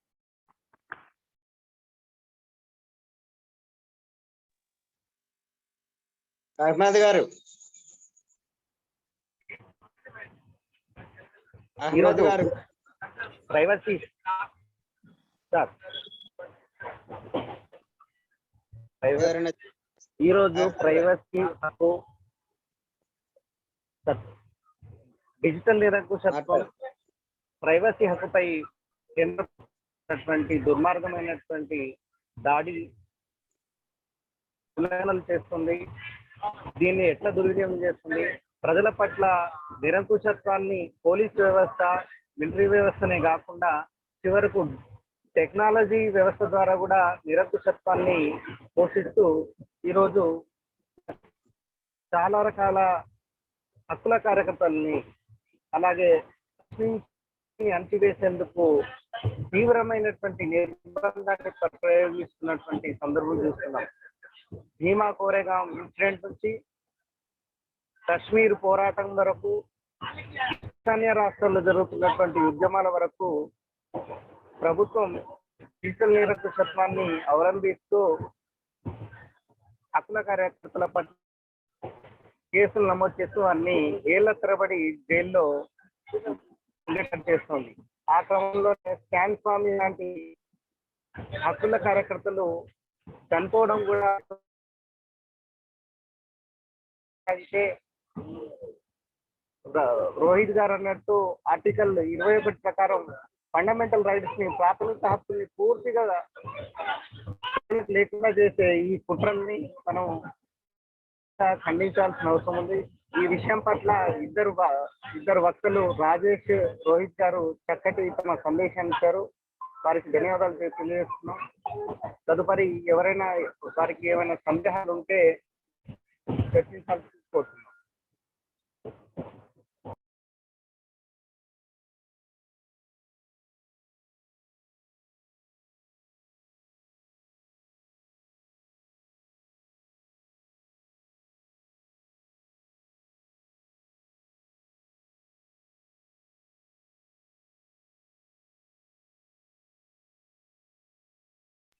ఎవరు కూడా రెస్పాండ్ కాలేదండి. సో ఈ మీటింగ్ ని ధన్యవాదాలు. ఎవరైనా డిస్కస్ క్వశ్చన్స్ ఏమైనా ఉంటే తీసుకుంటారా? క్వశ్చన్స్ ఏమైనా ఉంటే తీసుకుంటారా? అలాగే అండి. క్వశ్చన్ అదే ఎవరినైనా అడగమని చెప్పండి అహ్మద్జీ. అదే అడిగారు, ఇంకా ఎవరికి సరే, ఎవరైనా ఏదైనా సందేహాలు ఉంటే చెప్పండి దయచేసి. రాజేష్ గారు, చెప్పండి. రోహిత్ గారు ప్రజెంటేషన్ బాగుండింది. మంచి విషయాలని ప్రస్తావించడం జరిగింది. ఇది చాలా కాలం నుంచి ఉంటున్నటువంటి విషయం అనేటువంటి ఒక విషయాన్ని ఇంతకుముందు ఒక మిత్రుడు మన ముందు షేర్ చేయడం అనేది జరిగింది. రాజుల కాలం నుంచి కూడా ఇది ఉంది అనేటువంటి దాన్ని చెప్పడం జరుగుతూ వచ్చేది. అయితే అప్పుడున్నటువంటి వ్యవస్థలు అనేటువంటివి ఇప్పుడు ఉంటున్నటువంటి వ్యవస్థల్లో వచ్చినటువంటి ఒక గుణాత్మకమైన మార్పును మనం గుర్తించాల్సినటువంటి అవసరం ఉంది. వ్యక్తులకు సంబంధించి ఇంతకుముందు మనకు రోహిత్ చెప్తున్నాడు, పబ్లిక్ లైఫ్, ప్రైవేట్ లైఫ్ అనేటువంటివి రెండు ఉంటాయి. So public spaces, private spaces అనేటువంటి దాన్ని చాలా పవిత్రమైనటువంటి దాన్ని ఒక సీక్రెట్ గా భావించడం అనేటువంటి చాలా అంతర్భాగంగా ప్రజాస్వామ్యంలో ఉంది. సో ప్రతి ఒక్క వ్యక్తికి కూడా తనదైనటువంటి ప్రపంచాన్ని కలిగి ఉండడం అనేటువంటి హక్కు ఉంది అనేటువంటిది. సో ఆ హక్కు అనేటువంటి దానికి ఇప్పుడు భంగం వాటిల్తాం. దీన్ని మనం ఏ విధంగా చూడాలి? వాస్తవానికి రాజకీయ ప్రత్యర్థుల పైన ప్రయోగించేందుకు కోసం ఈ వ్యవస్థల్ని వాళ్ళు ఉపయోగించుకుంటూ రావడం జరుగుతుంది. రాజకీయ ప్రత్యర్థులు అనేటువంటి వాళ్ళది సామాన్యమైనటువంటి రాజకీయ పక్షాల్లో ఉండేటువంటి వాళ్ళతో మొదలుకొని పారిశ్రామికవేత్తలు కానివ్వండి, రచయితలు కానివ్వండి, భిన్నమైనటువంటి రంగాలకు సంబంధించిన వాళ్ళందరినీ కూడా ఈరోజు వాళ్ళ యొక్క గోప్యతకి భంగం వాటిల్తాం. ఇది ఒక రకంగా రాజ్యాంగాన్ని ఉల్లంఘించడము, ప్రజా హక్కులను ఉల్లంఘించడము అంతా జరుగుతాం. మరి ఇలాంటి పరిస్థితుల్లో మనం ఏ విధంగా ఇంత పెద్ద ఎత్తున జరుగుతున్నటువంటి ఉల్లంఘన, ప్రజాసామాన్యంలో వాళ్ళు ఏమనుకుంటారంటే వాళ్లకు వ్యక్తిగత జీవితాలు అనేటువంటి వాటి పట్ల పెద్దగా స్పృహ ఉండదు. వాళ్ళ వ్యక్తిగత జీవితాలంతా కూడా ఓపెన్ గా ఉన్నట్టుగానే వాళ్ళు భావిస్తూ ఉంటారు. ఆ స్పృహ అనేటువంటిది ప్రజల్లోకి ఇంకా లేదు. వాళ్ళు ఏమనుకుంటారంటే ఏముంది దాచుకోవడానికి, ఏం లేవు కదా దాచుకోవడానికి అనేటువంటి ఆలోచనతోనే ప్రజానీకం చాలా మంది కొనసాగుతూ ఉంటారు. My life is a open book అని చెప్పేసి, దేంట్లో దాచుకునే లేవు అని చెప్పేసి వాళ్ళు మాట్లాడుతూ ఉంటారు. అయితే ఇది కేవలం వ్యక్తులకు సంబంధించినటువంటి అంటే వ్యక్తిగత జీవితాలకు సంబంధించినటువంటి అంశమే కాకుండా ఈ కార్పొరేట్ ప్రపంచం అనేటువంటిది ఏ విధంగా మన యొక్క అభిరుచులని మార్చేసేటువంటి ప్రయత్నాలు చేయగలుగుతుంది, ఏ విధంగా మన యొక్క ఆలోచనల్ని ప్రభావితం చేయగలుగుతుంది అనేటువంటిది ఒక అంశంగా రాజేష్ గారు చెప్పారు. సో ఈ కార్పొరేటీకరణలో వస్తున్నటువంటి ఒక మార్పులు అనేటువంటి దాన్ని ప్రభుత్వాలు లేదా ప్రభుత్వాలు అనేటువంటివి దాన్ని ఎట్లా ఉపయోగించుకుంటున్నాయి, దాన్ని మనం ఎదుర్కోవడానికి ఒక కార్యరంగంగా దేన్ని ఎంచుకోవాలి. ఇది అందరికీ సంబంధించినటువంటి సమస్య అనేటువంటి దాన్ని ప్రజల్లోకి లోతుగా తీసుకోవాల్సినటువంటి every one has gut his own right to have his own privacy అనేటువంటిది. ఏమైనా సరే ఒక అబ్బాయి ఉంటాడు, ఒక అమ్మాయితో మాట్లాడుతూ ఉంటాడు. ఈ అబ్బాయి అమ్మాయిల మధ్య ఉండేటువంటి అది కేవలం సంభాషణలు కావచ్చు, లేదా మరొక స్థాయిలో ఉండేటువంటి ఆలోచనలు కావచ్చు. ఇవన్నీ కూడా గోప్యతకు అవకాశం లేకుండా వెళ్ళిపోయేటువంటి ప్రమాదాలు ఉన్నాయనేటువంటి దాన్ని మనం యూత్ లో ఎందుకంటే యూజర్స్ ఇప్పుడు ఉండేటువంటి స్మార్ట్ ఫోన్ యూజర్స్ లో ఈ యూత్ అనేటువంటిది 20 సంవత్సరాల నుంచి 50 సంవత్సరాల మధ్య ఉండేటువంటి వాళ్ళు, ప్రత్యేకించి యువకులు అనేటువంటి వాళ్ళు ఎక్కువగా ఉన్నారు. సో యువకులకు అందరికీ కూడా మీ యొక్క ప్రైవసీ అనేది ఎంత పవిత్రమైనది, how secret is your privacy అనేటువంటి దాన్ని మనం తీసుకోపోవాల్సినటువంటి అవసరం అనేది ఉందని చెప్పేసి నేను భావిస్తున్నాను. సో ఇవి ఈ డిస్కషన్ కి ఓపెన్ అవుట్ చేయడం కోసమే, ఎందుకంటే అందరూ కూడా ఎవరు మాట్లాడే వాళ్ళు లేరని చెప్పేసి ఆప్ చేసే ప్రయత్నాలు చేస్తున్నారు. కానీ let the discussion go on అని చెప్పేసి నేను ఇంటర్వ్యూన్ అయ్యాను. Thank you. Thank you sir. Doctor Keshavulu Nizamabad లో ఇంకా ఎవరైనా ఉంటే మీటింగ్ లో ఉన్నాడు. కేశవులు మాట్లాడతావా? డాక్టర్ కేశవులు వినబడుతుందా? వినబడుతుంది, మాట్లాడు కేశవ్. అందరికీ నమస్కారం అండి. నేను doctor B Keshavulu, MD, neuro psychiatry, Nizamabad. Video on చేసుకో. వీడియో వద్దులే, నేను పేషెంట్ లో ముందున్నాను. Okay okay right. క్లియర్ గా వినబడుతుంది కదా? క్లియర్ గా వినబడుతుంది. ఇది నేను ముందే చెప్పినట్టు ఇది మనకేం కొత్త కాదు. అంటే ఇది అనాదిగా జరుగుతుంది, రాజ్యాల నుంచి జరుగుతుంది, రాజుల కాలం నుంచి కూడా జరుగుతుంది. టెక్నాలజీ ఎంత డెవలప్మెంట్ అవుతుంటే మన మీద అంత స్పై అనేది జరగడం అనేది మామూలే. ఇది మనకేది అసాధ్యం కాదు, ప్రతి దేశంలో కూడా జరుగుతుంది. ఇప్పుడు మనకు తెలిసిన తర్వాతనే గొడవ పెడుతున్నాం, కానీ ఇంతవరకు తెలంగాణలో, ఏపీ రాష్ట్రాల్లో మనకు రోహిత్ చెప్పినట్టు చాలా పెద్ద ఎత్తున జరిగింది. మనకు తీసుకున్న సమగ్ర సర్వే ప్రకారమే మనకు అందులో చాలా విషయాలు తెలిసిపోయి అప్పుడే మనం ఎవరేం చేయలేకపోయాం. అంటే మనం ఎక్స్పెక్ట్ చేయలే ఇంత ఘోరంగా, ఇంత దారుణంగా జరిగిపోతుందా. ఇప్పుడు మన రాష్ట్రంలో కూడా కేసీఆర్ గారైనా, ఆ రాష్ట్రంలో సీఎం గారైనా వాళ్ళకున్న ఇటువంటి విషయాల ద్వారానే చాలా వరకు మనని రకరకాలుగా వేధింపులు అనేది జరుగుతుంది, ఇంకా జరగబోతుంది. ప్రజా ఉద్యమాలు అనేది ఇప్పుడు చాలా వరకు కమ్యూనిజం ఎంత తగ్గిందో ఉద్యమాలు అంత తగ్గిపోయింది. ఎందుకంటే ఉద్యమాలను నమ్మే పరిస్థితిలో లేదు. ఎందుకంటే ఉద్యమాలను తీవ్రంగా అణచివేయడం ఎప్పుడైతే జరుగుతుందో, ఉద్యమం చేయాలనుకునే వాళ్ళు కూడా ఇన్స్టంట్ గా వాళ్ళకి గ్రాటిఫికేషన్ కావాలి. అంటే ఇప్పుడు ఏదైనా చేస్తే ఏం కాదులే, ఎందుకంటే బలవంతమైన రాజు ఇప్పుడు మొదలైంది కాబట్టి మనం చేయ ఉద్యమాలలో కూడా, మనం చేయ పోరాటాలు కూడా అంత సక్సెస్ కావేమో అనిపిస్తుంది. ఈ సబ్జెక్ట్ కి వచ్చినప్పుడు ఖచ్చితంగా కొంత మేధావి వర్గం మౌనంగా ఉండడమే మనం చేస్తున్న అతిపెద్ద తప్పు. మేధావులు కూడా దాసోహం అన్నంత కాలం మనం ఎన్ని ఉద్యమాలు చేసినా మనకు జరిగేది ఒనగూరేది అంత మాత్రమే నా అభిప్రాయం. Thank you. Thank you Keshav. Interaction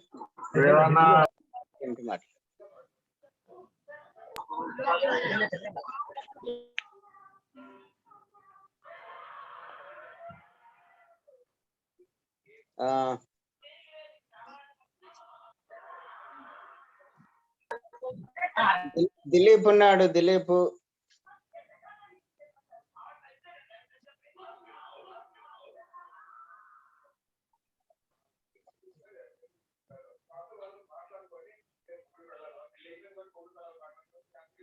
సోమ రామూర్తి గారు అన్న అన్మ్యూట్ చేసుకొని మాట్లాడితే మాట్లాడండి ఏమైనా.